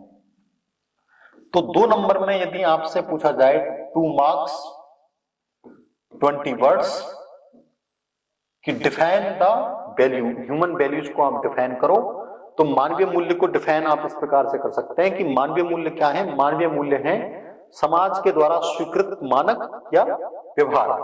तो जो स्टैंडर्ड जो है समाज के द्वारा, जो समाज के द्वारा जो एक बिहेवियर तय किया जाता है कि भाई ये करणीय काम है, ये अकरणीय काम है। दूसरे शब्दों में यदि हम इसको डिफाइन करें तो वे सभी मानक या विश्वास जो चरित्र या आचरण में सद्गुणों के माध्यम से अभिव्यक्त होते हैं। हम जो भी अपना आचरण करते हैं, जैसा हमारा कैरेक्टर है, जैसा हमारा बिहेवियर है, वो हमारे चरित्र में हमारे सद्गुणों के माध्यम से व्यक्त होता है। ये बात एकदम ठीक है। मूल्य अमूर्त होते हैं, मूल्यों में उचित अनुचित का बोध होता है। उचित अनुचित, इसका बोध कौन कराता है? इसका बोध कराते हैं मूल्य, वैल्यूज। समाज में मूल्यों का ही मूल्यांकन किया जाता है। मूल्य सापेक्षता स्थायी होते हैं, मतलब मूल्य इतनी जल्दी परिवर्तित नहीं होते, स्थायी इनकी प्रकृति होती है। मूल्य मानव के व्यवहार व आचरण को निर्देशित करते हैं। हमारे व्यवहार और आचरण को निर्देशित कौन करता है? मूल्य। मूल्यों के द्वारा ही हमारा व्यवहार एवं आचरण डायरेक्शन प्राप्त करता है। मूल्य हमारे जीवन को शुभ व गरिमामय बनाते हैं, हमारे जीवन को बेहतर बनाते हैं, हमारे जीवन को शुभ बनाते हैं, हमारे जीवन को गरिमामय बनाते हैं और मनुष्य का चारित्रिक विकास करते हैं। तो ये यदि कोई आपसे पूछे कि मानवीय मूल्यों को आप डिफाइन करो, तो 2 नंबर में आप 20 शब्दों में डिफाइन कर सकते हैं, उसके बाद में आप कुछ मूल्य लिख भी सकते हैं। अब देखो, मूल्यों की कुछ विशेषताएं होंगी। मूल्यों की विशेषताएं क्या होंगी? एक तो मूल्य सार्वभौमिक होते हैं, मतलब मूल्य सभी के ऊपर लागू होते हैं।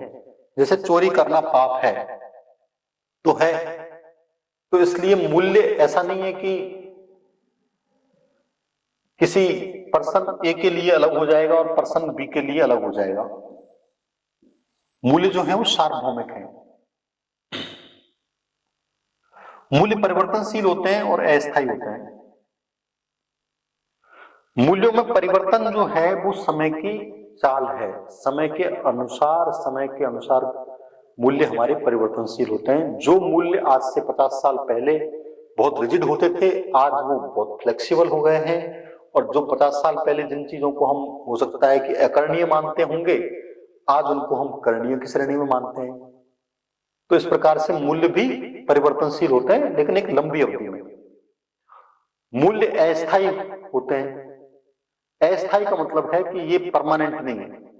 कोई भी चीज आप क्लेम नहीं कर सकते कि साहब ये हमेशा रहेगी, ऐसा नहीं। जैसे सत्य बोलना चाहिए, ये बात ठीक है, लेकिन यदि किसी की जान बचती है और उसके लिए आप असत्य बोल देते हो, तो वो बात भी ठीक है।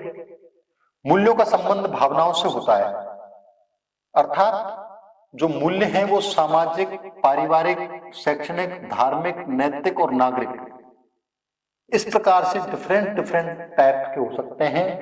और मूल्य जो है इनके सामाजिक परिदृश्य में, पारिवारिक परिदृश्य में, शैक्षणिक, धार्मिक, नैतिक परिदृश्य में जो मायने हैं वो महत्वपूर्ण हैं और अलग अलग हैं।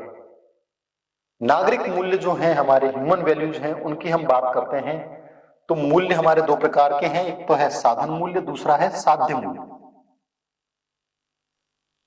साधन मूल्य हमें लाभ प्राप्ति में सहायक है, अर्थात हम अपने जीवन में जो कुछ भी कर रहे हैं उसमें साधन मूल्यों के द्वारा हमें लाभ की प्राप्ति होती है।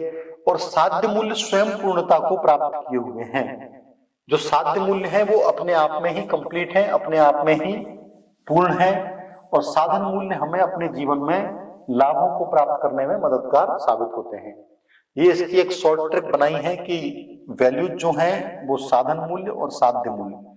साधन मूल्य में पीईई, पी और यहाँ पे एसई। पीईई का मतलब है फिजिकल वैल्यूज, इकोनॉमिकल वैल्यूज और एंटरटेनमेंट वैल्यूज। एस का मतलब है सोशल वैल्यूज और स्पिरिचुअल वैल्यूज, एसएस। अब देखो, साधन मूल्य में जैविक मूल्य कौन कौन से हैं? आहार, क्षुधा और काम प्रवृत्ति, ये प्रत्येक मनुष्यों में पाई जाती है। आर्थिक मूल्य संग्रह की प्रवृत्ति, आर्थिक संग्रह, और मनोरंजन, खेलकूद या व्यायाम। सामाजिक मूल्य यदि हम बात करें तो उसमें साहचर्य, व्यक्ति का कैरेक्टर और सहानुभूति, सिंपैथी। आध्यात्मिक मूल्य में धार्मिकता, बौद्धिकता और श्रद्धा। तो इन पर हम आगे बात करेंगे विस्तृत तौर पे कि मूल्य हमारे 2 प्रकार के हो सकते हैं। यदि मूल्यों का आपसे विभाजन पूछा जाए तो साधन मूल्य और साध्य मूल्य। साधन मूल्य 3 प्रकार के हो सकते हैं, जैविक मूल्य, आर्थिक मूल्य और मनोरंजन के मूल्य। साध्य मूल्य हो सकते हैं सामाजिक मूल्य और आध्यात्मिक मूल्य। इनके उदाहरण यहाँ पे दिए गए हैं, उनको आप डिस्कस कर सकते हैं।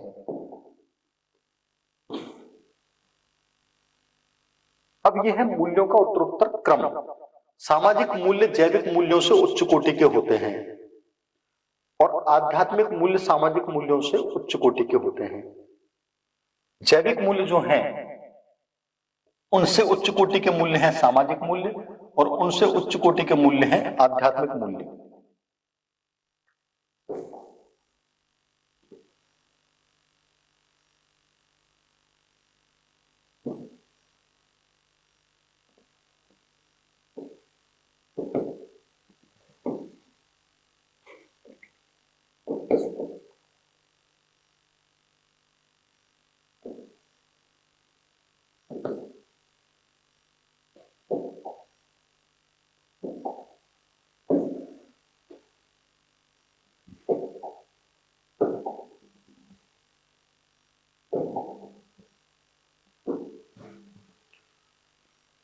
सामाजिक मूल्य जैविक मूल्यों से उच्च कोटि के होते हैं। हमारे जो बायोलॉजिकल वैल्यूज हैं उनसे उच्च कोटि के हमारे मूल्य होंगे सामाजिक मूल्य।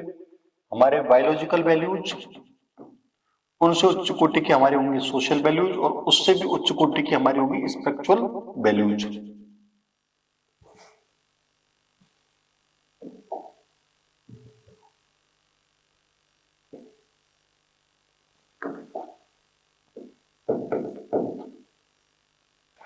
तो यदि हम मूल्यों की ये देखें कि किस प्रकार के मूल्य हमारे उच्च कोटि के मूल्य माने जाएंगे, तो सामाजिक मूल्य जैविक मूल्यों से उच्च कोटि के होते हैं, अर्थात भूख प्यास से बड़ा मूल्य है समाज के अंदर जो प्रचलित नियम हैं उनको हम उससे बड़ा मान सकते हैं। और आध्यात्मिक मूल्य जो हैं वो सामाजिक मूल्यों से भी उच्च स्तर के मूल्य हैं, ये उनका स्तर है। इस स्तर में सबसे नीचे, उसके बाद मध्यम, उसके बाद उच्च, तो बायोलॉजिकल वैल्यूज, उसके बाद में सोशल वैल्यूज, और उसके बाद में स्पिरिचुअल वैल्यूज। मूल्यों के लाभ क्या क्या हो सकते हैं? मूल्यों के लाभ हो सकते हैं कि मूल्य सामाजिक संरचना में स्थायित्व प्रदान, सामाजिक संरचना में स्थायित्व देते हैं, वंचित वर्गों को लाभान्वित करते हैं, पर्यावरण के साथ उचित अनुकूलन स्थापित करते हैं और सामाजिक व्यवस्था को सुचारू रूप से चलाने में महत्वपूर्ण योगदान निभाते हैं। ये है मूल्यों के लाभ। मूल्यों के लाभ क्या क्या हो सकते हैं? मूल्य सामाजिक संरचना में स्थायित्व की प्राप्ति कराते हैं, वंचित वर्गों को लाभान्वित करते हैं, पर्यावरण के साथ उचित अनुकूलन प्रदान कराते हैं और सामाजिक व्यवस्था को सुचारू रूप से चलाने में सहायक सिद्ध होते हैं। अब मूल्यों से हानि क्या क्या हो सकती है? हर चीज के दो पहलू होते हैं, तो ये हमने लाभ की बात की, अब हम इसकी हानि की बात करें तो मूल्य क्या है? समायोजन की समस्या, अर्थात एक साथ आप बहुत सारे मूल्यों को समायोजित नहीं कर सकते। आप यदि सत्य बोलते हैं तो आपको सील छोड़ना पड़ेगा, और यदि आप सील का पालन करते हैं तो आपको सत्य छोड़ना पड़ेगा। तो जैसे एग्जाम्पल लेते हैं हम सत्य और सील का, ये दो गुण हैं। आप सत्य का पालन करते हैं तो बहुत लंबे समय तक सील का पालन नहीं कर पाएंगे, क्योंकि सत्य कटु होता है और कटु सत्य सुनना कोई पसंद नहीं करता, तो वहां पे फिर सील का पालन आप नहीं कर पाएंगे। और यदि आप सील मूल्य का पालन करते हैं तो आप बहुत समय तक सत्य नहीं बोल पाएंगे। तो मूल्यों को एकत्र करके समायोजित करके रखने की जो बात है वो एक समस्या है, यानी सारे मूल्यों को आप एक व्यक्ति के अंदर नहीं समाहित कर सकते। दूसरा, सामाजिक परिवर्तन में बाधक बनते हैं। मूल्य जो है वो रिजिड होते हैं, मतलब कि वो जो ऑर्थोडॉक्स टाइप्स ऑफ स्कूल्स हैं तो वो समाज में होने वाले परिवर्तनों का विरोध करते हैं। तीसरा है, वंचित वर्गों के विकास में बाधक होते हैं। मूल्य जो वर्ग अपने सामाजिक स्त्रीकरण में ऊपर पहुंच चुके हैं उनके लिए तो ठीक है, परंतु जिन वर्गों को अभी तक सामान्य जीवन जीने के लिए जो मूलभूत चीजें हैं वही उपलब्ध नहीं है, उन वंचित वर्गों के विकास में मूल्य बाधक बनते हैं। और नेक्स्ट है, अनुकूलन में बाधक बनते हैं। अडैप्टेशन जो है उसमें भी मूल्य बाधक बनते हैं। मानवीय मूल्यों की हम बात करें कि प्रमुख मानवीय मूल्य कौन कौन से हैं, तो सत्यनिष्ठा, इंटीग्रिटी, समर्पण, गैर पक्षधारिता और निष्पक्षता, ये चार सिलेबस में भी दे रखे हैं। उसके बाद ईमानदारी, तटस्थता, असंलग्नता और वस्तुनिष्ठता, ऑब्जेक्टिविटी, फिर समानुभूति, सहानुभूति, परानुभूति, सहिष्णुता, इन सभी मूल्यों पर हम विस्तृत चर्चा करेंगे। इनकी परिभाषा भी हम डिस्कस करेंगे कि यदि 2 नंबर में आपसे पूछा जाए कि वस्तुनिष्ठता को आप डिफाइन करो तो कुछ किस प्रकार से आप डिफाइन करेंगे, तो इन सब के ऊपर भी हम चर्चा करेंगे। एक हमारे सिलेबस में बात है प्रशासकों की राजनीतिक अभिवृत्ति, पॉलिटिकल एप्टीट्यूड किस प्रकार का होना चाहिए जो हमारे प्रशासक हैं उनका। तो यहाँ एक बात हम कहना चाहते हैं कि प्रशासकों को राजनीतिक तौर पर तटस्थ होना चाहिए, यानी कि उनको गैर तरफदारी का पालन करना चाहिए। जो भी प्रशासक हैं, प्रशासक लोक सेवक हैं, वो लोक के सेवक हैं, राजनीतिक दल के सेवक नहीं है। जो भी प्रशासन के लोग हैं, जो प्रशासन में हैं, वो लोक सेवक हैं, वो राजनीतिक दल के सेवक नहीं है किसी के।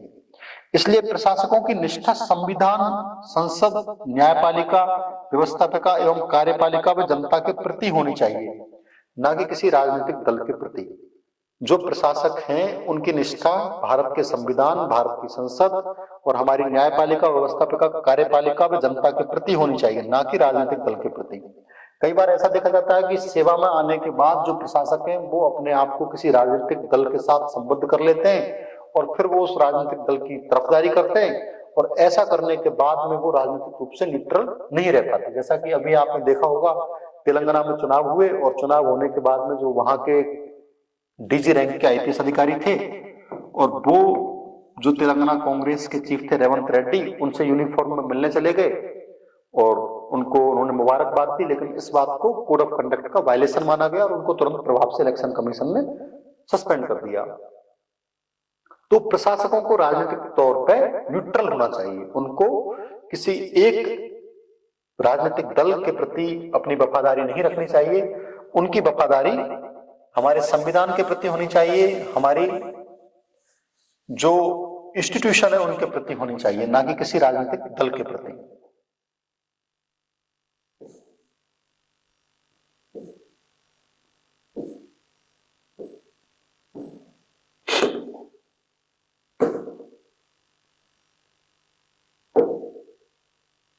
अब इसमें हम दूसरा पक्ष देखते हैं कि प्रशासकों को निश्चित तौर पे किसी भी राजनीतिक दल के प्रति बहुत ज्यादा लगाव नहीं रखना चाहिए, उनको राजनीतिक तौर पे असंलग्न होना चाहिए।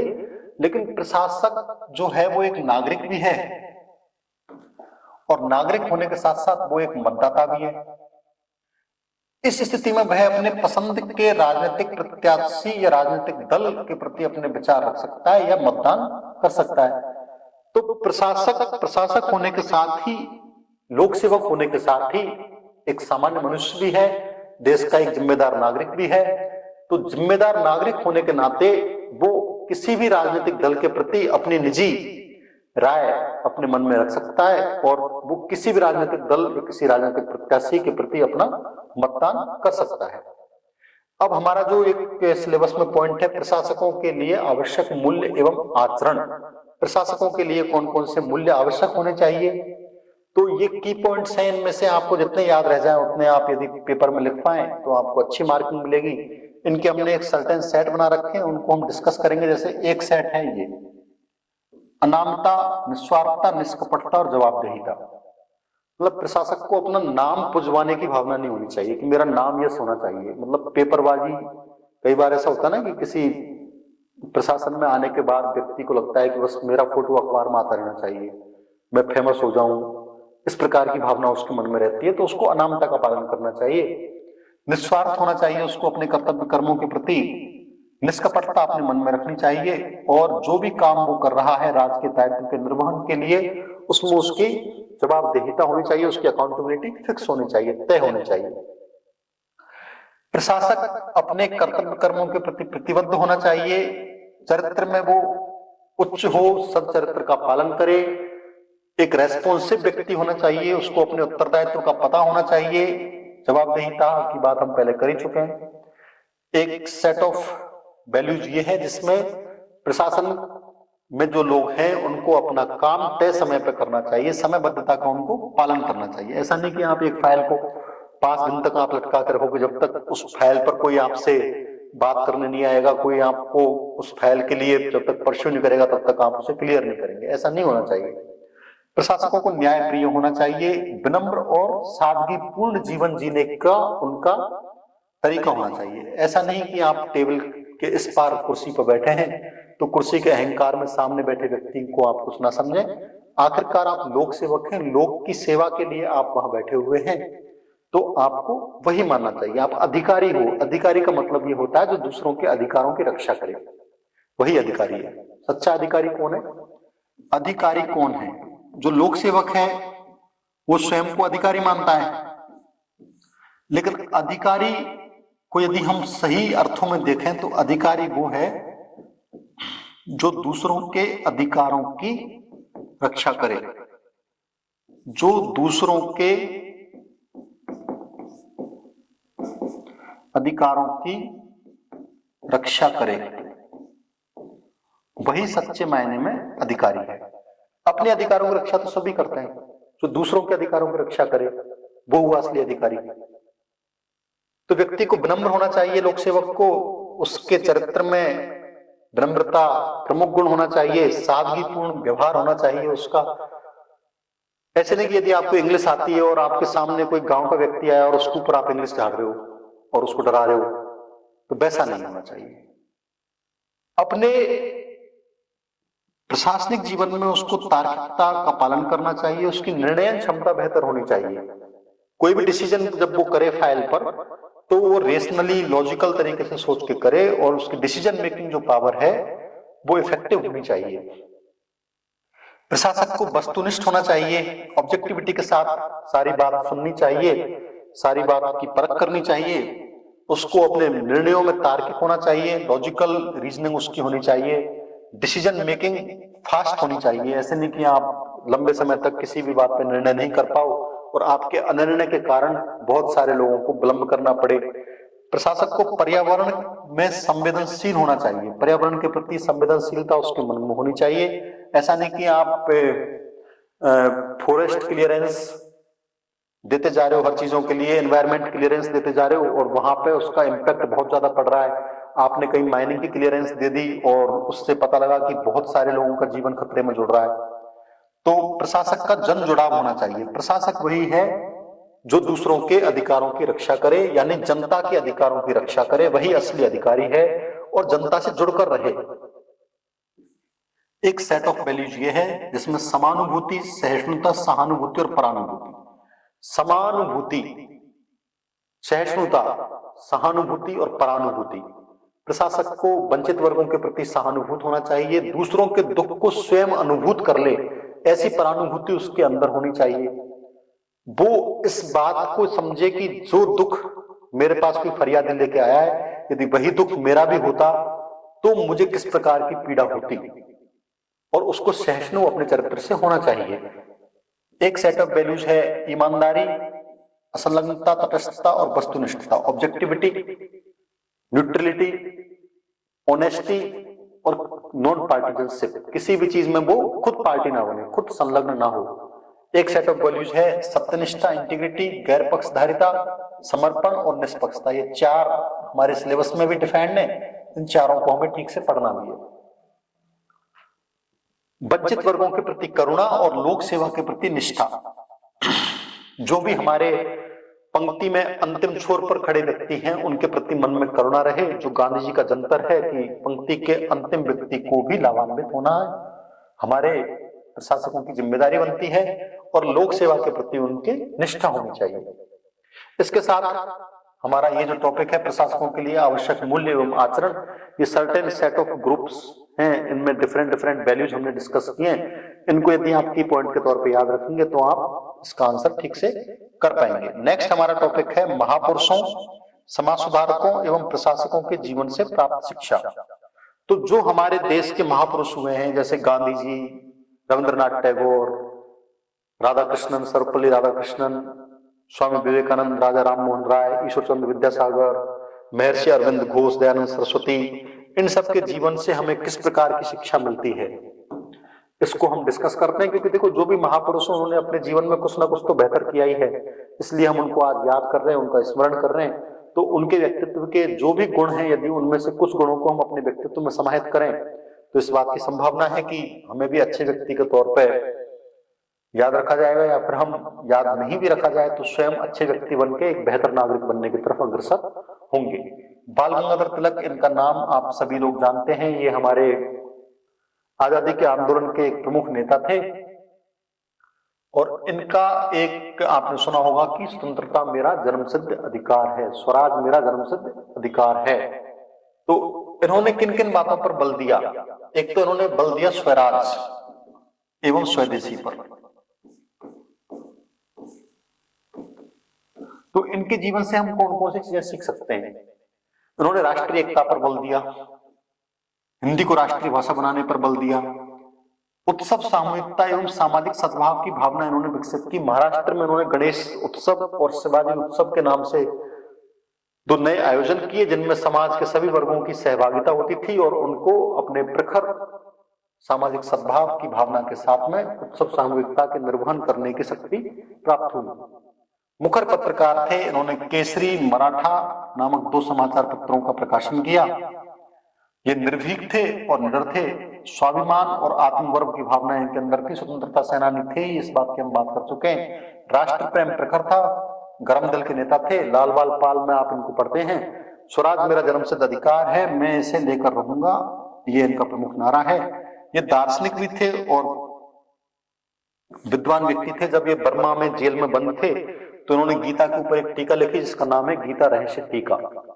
तो इस प्रकार से यदि हमसे कोई पूछे कि भाई बाल गंगाधर तिलक के जीवन से कोई व्यक्ति क्या क्या चीजें सीख सकता है, तो ये कुछ पॉइंट हमने यहाँ पे लिखे हैं। इन पॉइंट्स को हम अपने जीवन में उतार सकते हैं कि व्यक्ति को राष्ट्र प्रेम अपने मन में रखना चाहिए, स्वाभिमानी होना चाहिए, अपने राष्ट्र के गौरव पर उसको अभिमान होना चाहिए, निर्भीक और निडर होना चाहिए।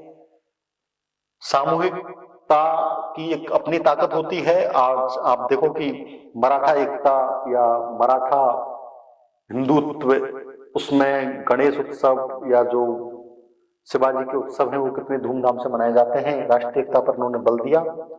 तो इस प्रकार से बाल गंगाधर तिलक से हम ये सब चीजें सीख सकते हैं। नेक्स्ट हमारा पॉइंट है जिसमें हम डिस्कस करेंगे सरदार वल्लभ भाई पटेल को। लौह पुरुष के नाम से इनको हम जानते हैं। राष्ट्रीय एकता और एकीकरण करने में सबसे बड़ा योगदान भारत की आजादी के बाद जिन व्यक्ति का था, जिन महापुरुष का था, वो है हमारे सरदार वल्लभ भाई पटेल। इनका यूनिटी ऑफ स्टेच्यू गुजरात में है, आपने देखा होगा बहुत बार। जनता प्रशासन के मध्य एक बेहतर संबंध के रूप में इनको जाना जाता है। प्रशासन में ये प्रतिबद्ध थे, अपने काम के प्रति कमिटेड थे। इनको सारी रियासतों को एकीकरण करने में जो शक्ति इन्होंने लगाई, अपने व्यक्तित्व का इन्होंने जो परचम लहराया, दृढ़ इच्छा शक्ति वाले व्यक्ति थे। लौह पुरुष इनको हम कहते हैं, आयरन मैन। जो सोच लिया वो कर दिया। आज जूनागढ़ भारत में है या हैदराबाद भारत में है तो इसके पीछे सरदार वल्लभ भाई पटेल की ही एक प्रबल इच्छा शक्ति थी। सामूहिकता, टीम भावना से चलते थे। नेतृत्व करता बहुत अच्छे थे। बारदोली का जो सत्याग्रह था और खेड़ा का आंदोलन था, खेड़ा मिल, तो इसमें हमने इनको पढ़ा है कि ये नेतृत्व के धनी थे, बेहतर नेतृत्व करते थे, लीडरशिप इनके पास थी। ये निर्णय बहुत फास्ट लेते थे। डिसीजन मेकिंग जो थी इनकी वो बहुत बेहतर थी, टाइमिंग अच्छी थी। ऑपरेशन पोलो के तहत इन्होंने हैदराबाद का विलय किया तो इन्होंने जो निजाम था हैदराबाद का उसको सोचने का मौका ही नहीं दिया। उससे पहले तो पहुंच गए, एयर ड्रॉप करा दिया सैनिकों को। परिस्थिति के अनुसार इनके अंदर लोचशीलता थी। कश्मीर के विलय में हम देखेंगे कि इन्होंने, जो कश्मीर के राजा थे उस समय जैसी परिस्थितियां बन रही थी कश्मीर में, तो अपने व्यक्तित्व में इन्होंने लोचशीलता रखी। मतभेद का समाधान करने में इनको जाना जाता था। नेहरू से इनके कई विषयों पर मतभेद थे, लेकिन उसके बावजूद भी इन्होंने भारत को एक रखने के लिए, भारत के एकता के लिए उन सब चीजों का समाधान किया। राष्ट्रभक्ति और राष्ट्रभाव ये प्रबल था। राष्ट्र प्रेम और सत्यनिष्ठा इनके व्यक्तित्व में परिलक्षित होती है। आधुनिक भारत के एकीकरणकर्ता के तौर पे इनको हम याद रखते हैं।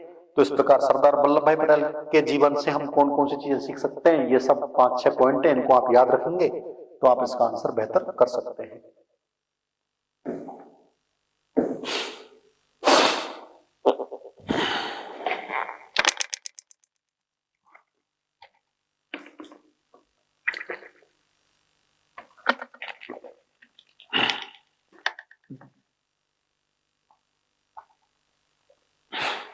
नेक्स्ट है हमारे राजा राममोहन राय, नवजागरण के अग्रदूत इनको हम कहते हैं। भारतीय पुनर्जागरण के अग्रदूत, बहुत अच्छे समाज सुधारक थे। आधुनिक भारत के निर्माता के तौर पर इनको याद रखा जाता है। बंगाल के विचारक थे, बहुत अच्छा इन्होंने उस समय की जो कुरीतियां थी उन पर वार किया। अंधविश्वास और मूर्ति पूजा के विरोधी थे, आडंबरवादिता के खिलाफ थे, बाल विवाह, बहु विवाह और सती प्रथा का इन्होंने विरोध किया। लॉर्ड विलियम बेंटिक के द्वारा 1829 में उन्होंने सती प्रथा विरोध का एक कानून बनाया। बाद में वो बाल विवाह को रोकने के लिए शारदा एक्ट बना, वो बात की बात है। आधुनिक शिक्षा पर इन्होंने बल दिया, अंग्रेजी शिक्षा के समर्थक थे, समाज सेवी थे, मुखर वक्ता थे। इन्होंने संवाद कौमुदी नामक एक पत्रिका का प्रकाशन भी किया। तो इस पर प्रश्न कई बार पूछा जाता है कि राजा राममोहन राय भारतीय पुनर्जागरण के अग्रदूत थे। 50 शब्दों में अब 5 नंबर का ये प्रश्न हमारे हिस्ट्री में भी आ सकता है, तो वहां भी आप ये सब पॉइंट लिख के आ सकते हैं और अपनी बात को, अपने आंसर को पुष्ट कर सकते हैं। ईश्वर चंद्र विद्यासागर ये भी बंगाल से ही ताल्लुक रखते थे और इनकी गिनती भी समाज सुधारकों में होती है। ये बेहतर शिक्षा थे, विधवा पुनर्विवाह पर इन्होंने बल दिया। स्त्री शिक्षा को ये मानते थे कि बहुत आवश्यक है। विधवा पुनर्विवाह का कानून बनाया था ये इसमें इनका बहुत योगदान रहा। ये प्रखर विद्वान थे, इसलिए इनकी उपाधि थी विद्यासागर, विद्या के समुद्र। नाम तो इनका ईश्वर चंद्र था, लेकिन विद्यासागर इनकी उपाधि थी। लैंगिक समानता और लैंगिक स्वतंत्रता दोनों पर ये समान रूप से बल देते थे। व्यक्तिगत स्वतंत्रता के मुखर वक्ता थे कि व्यक्ति को अपने विचारों को व्यक्त करने में स्वतंत्र होना चाहिए। शिक्षा के द्वारा व्यक्तित्व का विकास और व्यक्तिगत व सामाजिक मूल्यों का उन्नयन और सहानुभूति, ये आपने इनके गुण पढ़े होंगे। तो ईश्वर चंद्र विद्यासागर के व्यक्तित्व से हम क्या क्या सीख सकते हैं? तो महापुरुषों के व्यक्तित्व से हमारे जीवन में जिन जिन बातों को हम ग्रहण कर सकते हैं, उस टॉपिक पर हम चर्चा कर रहे हैं। इसमें ईश्वर चंद्र विद्यासागर की बात हम कर चुके हैं।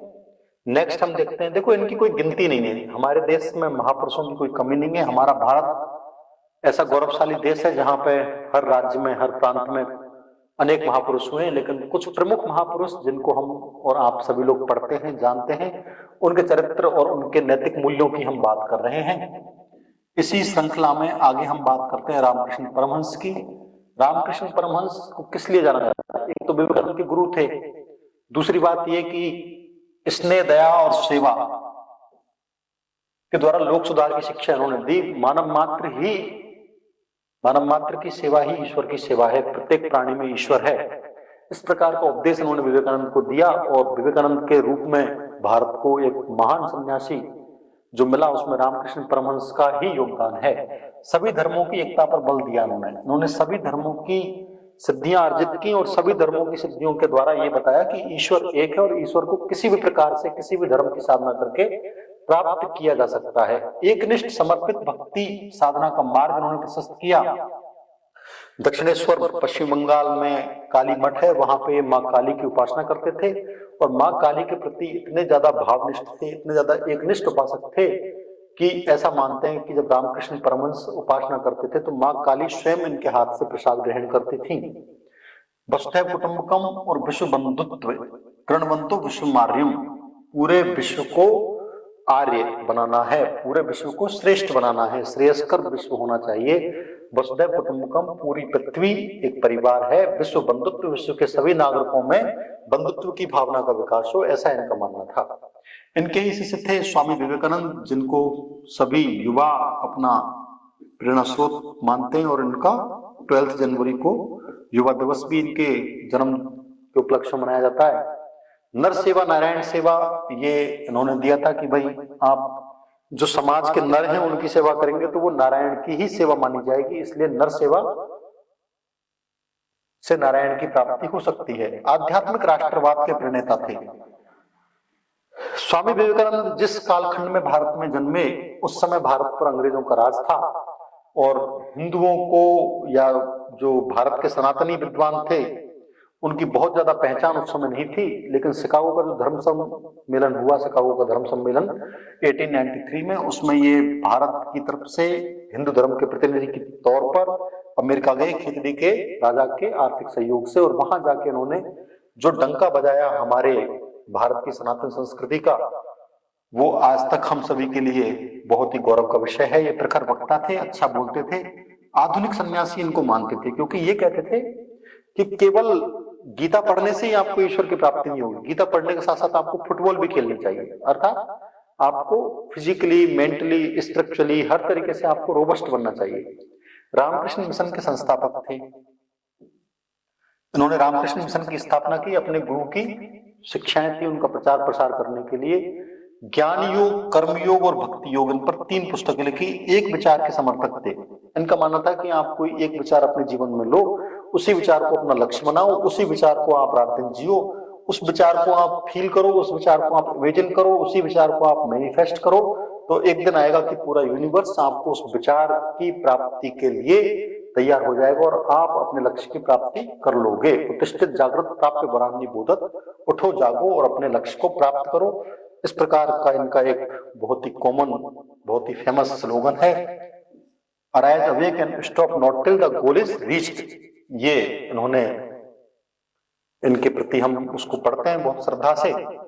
फिर हम बात करते हैं डॉक्टर राधाकृष्णन की, जो कि भारत के प्रथम उपराष्ट्रपति एवं द्वितीय राष्ट्रपति थे। एक बहुत ही प्रसिद्ध विद्वान थे, दार्शनिक थे और समन्वयवाद और आध्यात्मवाद, इन 2 के ऊपर इनका विशेष दर्शन है। इन्होंने इस पर काम किया।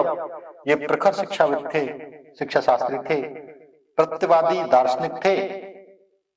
ये जो होता ना ओरिजिनल थिंकर, ये ओरिजिनल थिंकर थे और इनका स्वयं का अपना दर्शन था।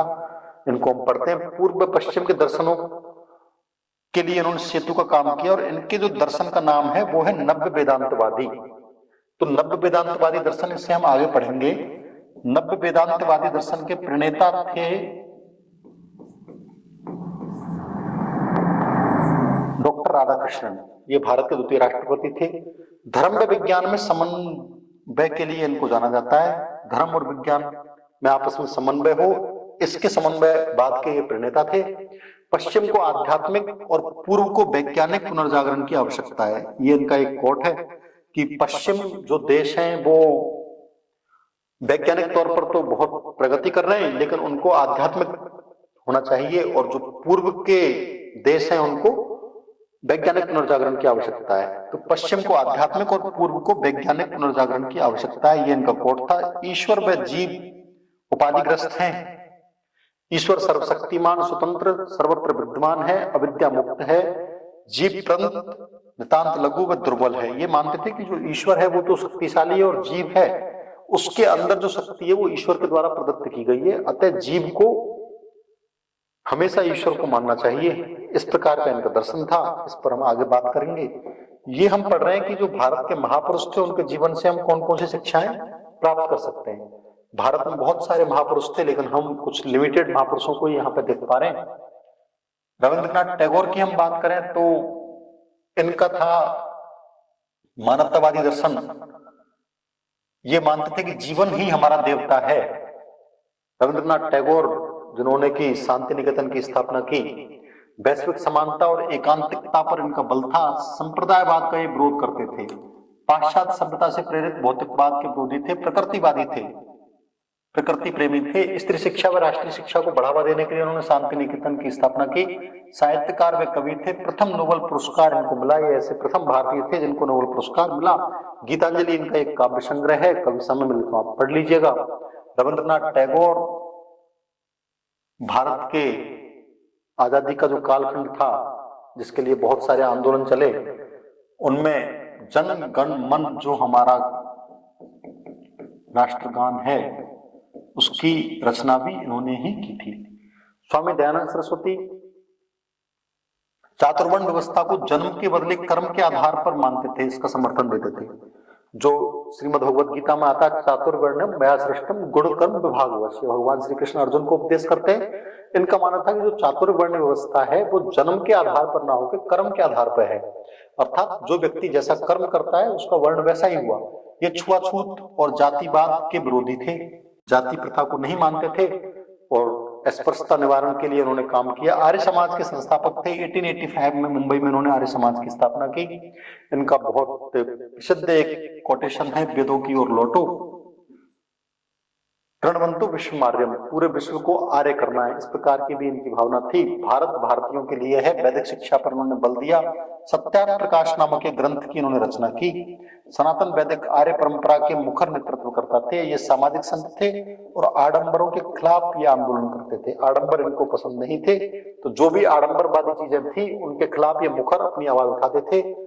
और उन्होंने बहुत सारे जो पाखंड थे उनको नष्ट किया और ये मानते थे कि ईश्वर जो है वो सभी के लिए है। मूर्ति पूजा के विरोधी थे, सामाजिक संत थे, और इनके बारे में हम सभी लोग पढ़ते ही हैं। ये है महादेव गोविंद रानाडे। महादेव गोविंद रानाडे एक समाज सुधारक थे। स्त्री शिक्षा पर उन्होंने बल दिया। अंधविश्वास व कुरीतियों के विरोध में उन्होंने आंदोलन किए।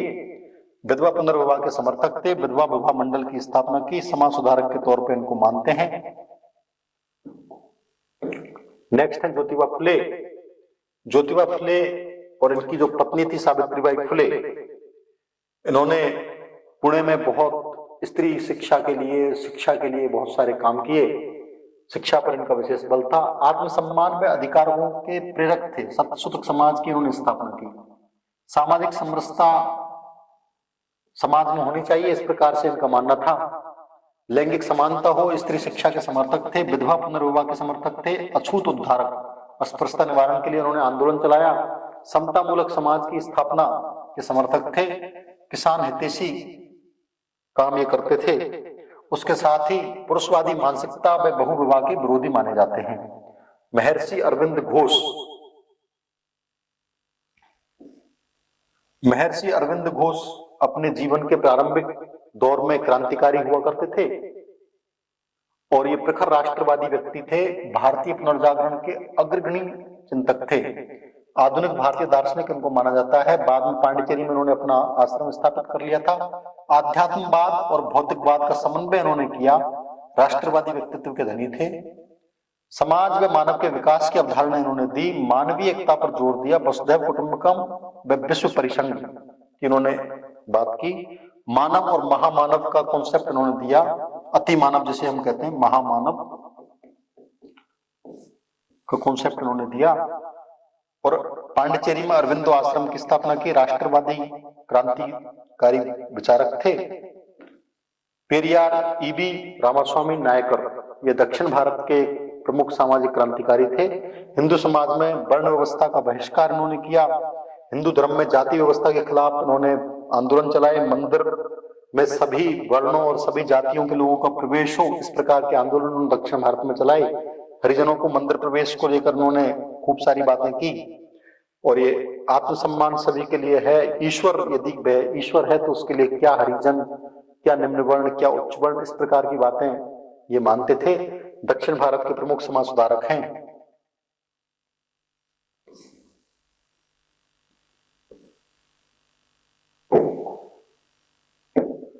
तो ये पहला जो पॉइंट था कि महापुरुषों के जीवन से हमें कौन कौन सी शिक्षाएं मिलती हैं, ये हमारा समाप्त हुआ। इसके बाद अगला जो पॉइंट है वो है कि हमारा परिवार, जिस परिवार से हम आते हैं उस परिवार में हमें कौन कौन सी शिक्षाएं मिलती हैं। तो परिवार जीवन में व्यक्ति की प्रथम पाठशाला होती है। परिवार से ही वह सब कुछ सीखता है।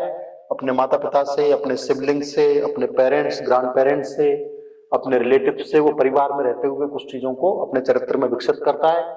उनमें है एक अनुशासन, ईमानदारी, सम्मान की भावना, अस्ते चोरी नहीं करना, समर्पण, प्रेम, ईमानदारी, वस्तुनिष्ठता, नियमबद्धता, करुणा, सत्यनिष्ठा, विनम्रता, त्याग, दया, सत्य, सच्चरित्रता, अहिंसा, परिश्रमशीलता, शिष्टाचार।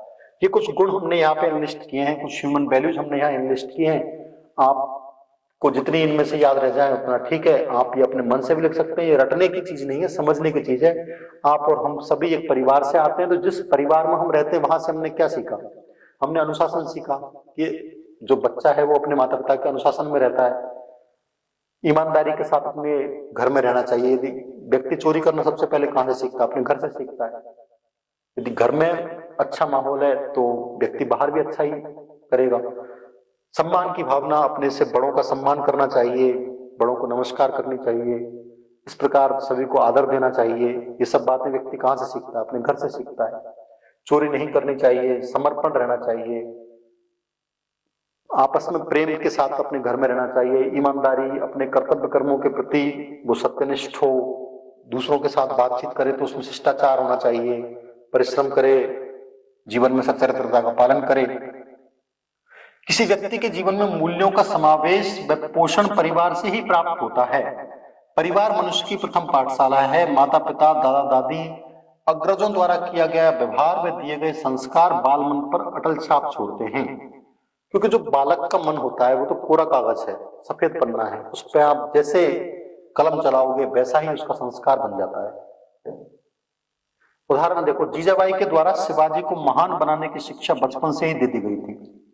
जो शिवाजी थे दक्षिण भारत में एक छोटी सी जागीर में उनके पिताजी काम करते थे, परंतु शिवाजी को महान बनने की शिक्षा उनकी मां ने बचपन में दे दी थी और उनको हिंदू राष्ट्र बनाने के लिए जो काम करना था, मराठा स्वराज की जो बात थी, वो उनको बचपन में उनकी मां के द्वारा उस प्रकार की शिक्षाएं उनको दे दी गई थी। महात्मा गांधी ने 22 सत्य व राम नाम जीवन भर के लिए सीखा। महात्मा गांधी जो थे, उनकी जो बाई थी, मेड थी, उन्होंने कहा कि जब भी डर लगे तो राम नाम का स्मरण करना, और वो राम नाम उनके जीवन भर के लिए उन्होंने अपने पास रखा और मरते समय भी उनके मुख से हे राम की आवाज निकली। तो राम नाम जीवन भर उन्होंने सीखा, ये बचपन में ही उनके संस्कार पड़ गए थे। मीराबाई जो थी वो अपने दादाजी, जिनका नाम था दूदाजी, जिनकी अभी 525वीं जन्म जयंती मनाई गई थी, उन्होंने अपने दादाजी से आध्यात्मिक मूल्यों, जिसमें था कृष्ण भगवान की भक्ति, ये उन्होंने सीखी और जीवन भर के लिए इसको उन्होंने आत्मसात कर लिया। मीराबाई ने जो भक्ति के गुण सीखे वो कहां से सीखे? अपने दादाजी से।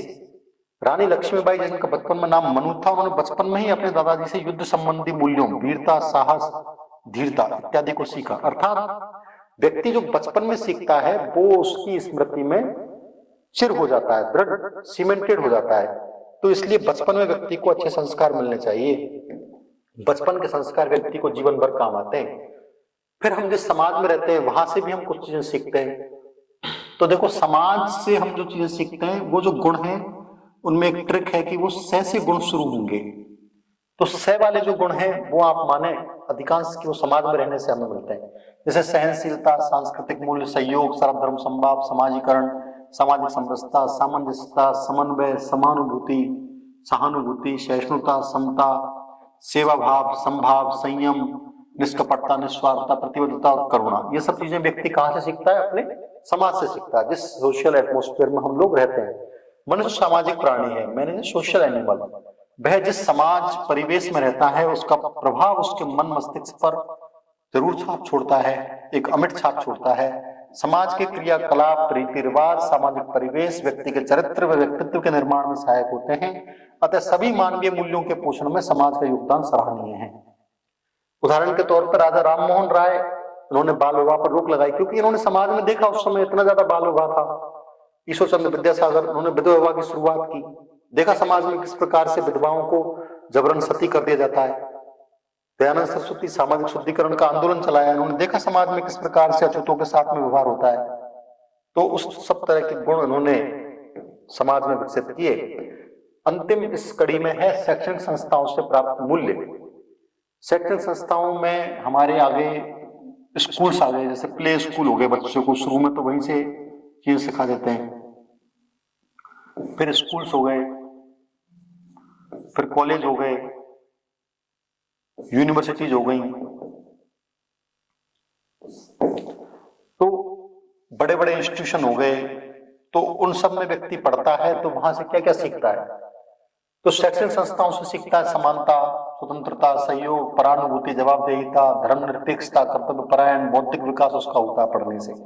तार्किकता और निर्णय क्षमता उसमें विकसित होती है। सत्यनिष्ठा, निष्पक्षता, गैर पक्षधारिता, समर्पण, अनुशासन, डिसिप्लिन में कैसे रहना है विद्यालय में, कठोर परिश्रम, समयबद्धता, कर्तव्य व अधिकारों का बोध, नेतृत्व, लीडरशिप, बंधुत्व, भ्रातृत्व, विवेक, विज्ञान, सदाचार, न्यायप्रियता और पंथ निरपेक्षता।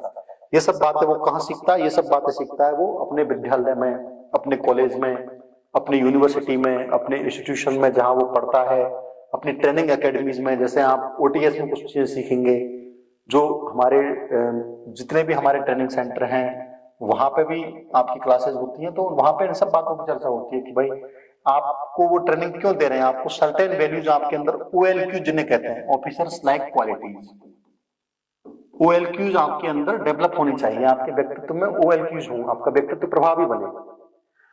तो देखो, शिक्षक राष्ट्र निर्माता होता है, शैक्षणिक संस्थाओं में राष्ट्र का भविष्य पलता है। शैक्षणिक संस्थाएं व्यक्ति के चरित्र निर्माण व व्यक्तित्व के विकास की सबसे बड़ी पाठशाला हैं। इसका हम एग्जाम्पल देखा तो चाणक्य ने चंद्रगुप्त को महान बनाया। ये बचपन में ही चाणक्य ने चंद्रगुप्त को इस प्रकार से ट्रेन किया कि आगे चल के चंद्रगुप्त ने देश को एकता के सूत्र में पिरोया। रामकृष्ण परमहंस ने विवेकानंद को राष्ट्र का नया हीरा बना दिया। रामेश्वरम के प्राथमिक पाठशाला के शिक्षक ने अब्दुल कलाम जैसे महापुरुष को तैयार किया। तो ये सब चीजें क्या है कि व्यक्ति को विद्यालय में जो सीखने को मिला, वहां से उसको ऐसी प्रेरणा मिली कि आगे चल के उसने अपने आप के व्यक्तित्व में इतना सुधार किया, इतने सारे गुण उसने समाहित किए, इतनी सारी क्वालिटीज वो खुद में लेके आया, इतनी सारी वैल्यूज उसमें आई कि उसने अपने आप को दिन प्रतिदिन बेहतर बनाया और एक बेहतर नागरिक वो बना। इस प्रकार से समाज से, अपने परिवार से और अपने शैक्षणिक संस्थाओं से मनुष्य जिन गुणों को अर्जित करता है, उन गुणों से वो एक बेहतर मनुष्य बनता है और बेहतर तरीके से अपने जीवन का निर्वहन करता है और कुल मिला के वो देश के बेटरमेंट के लिए काम करता है, सोशल अपलिफ्टमेंट के लिए काम करता है, सेल्फ अपलिफ्टमेंट के लिए काम करता है और वो समाज में अपनी एक महती भूमिका निभाता है। तो इस प्रकार से जो हमारे सिलेबस का पहला टॉपिक था वो हमने यहाँ कंप्लीट किया। यदि इसमें मेरा पहला अनुभव था, कुछ इसमें त्रुटियां हों तो उसके लिए हम क्षमा चाहते हैं और आप बताइएगा, हम उसमें आगे सुधार करेंगे। Thank you so much.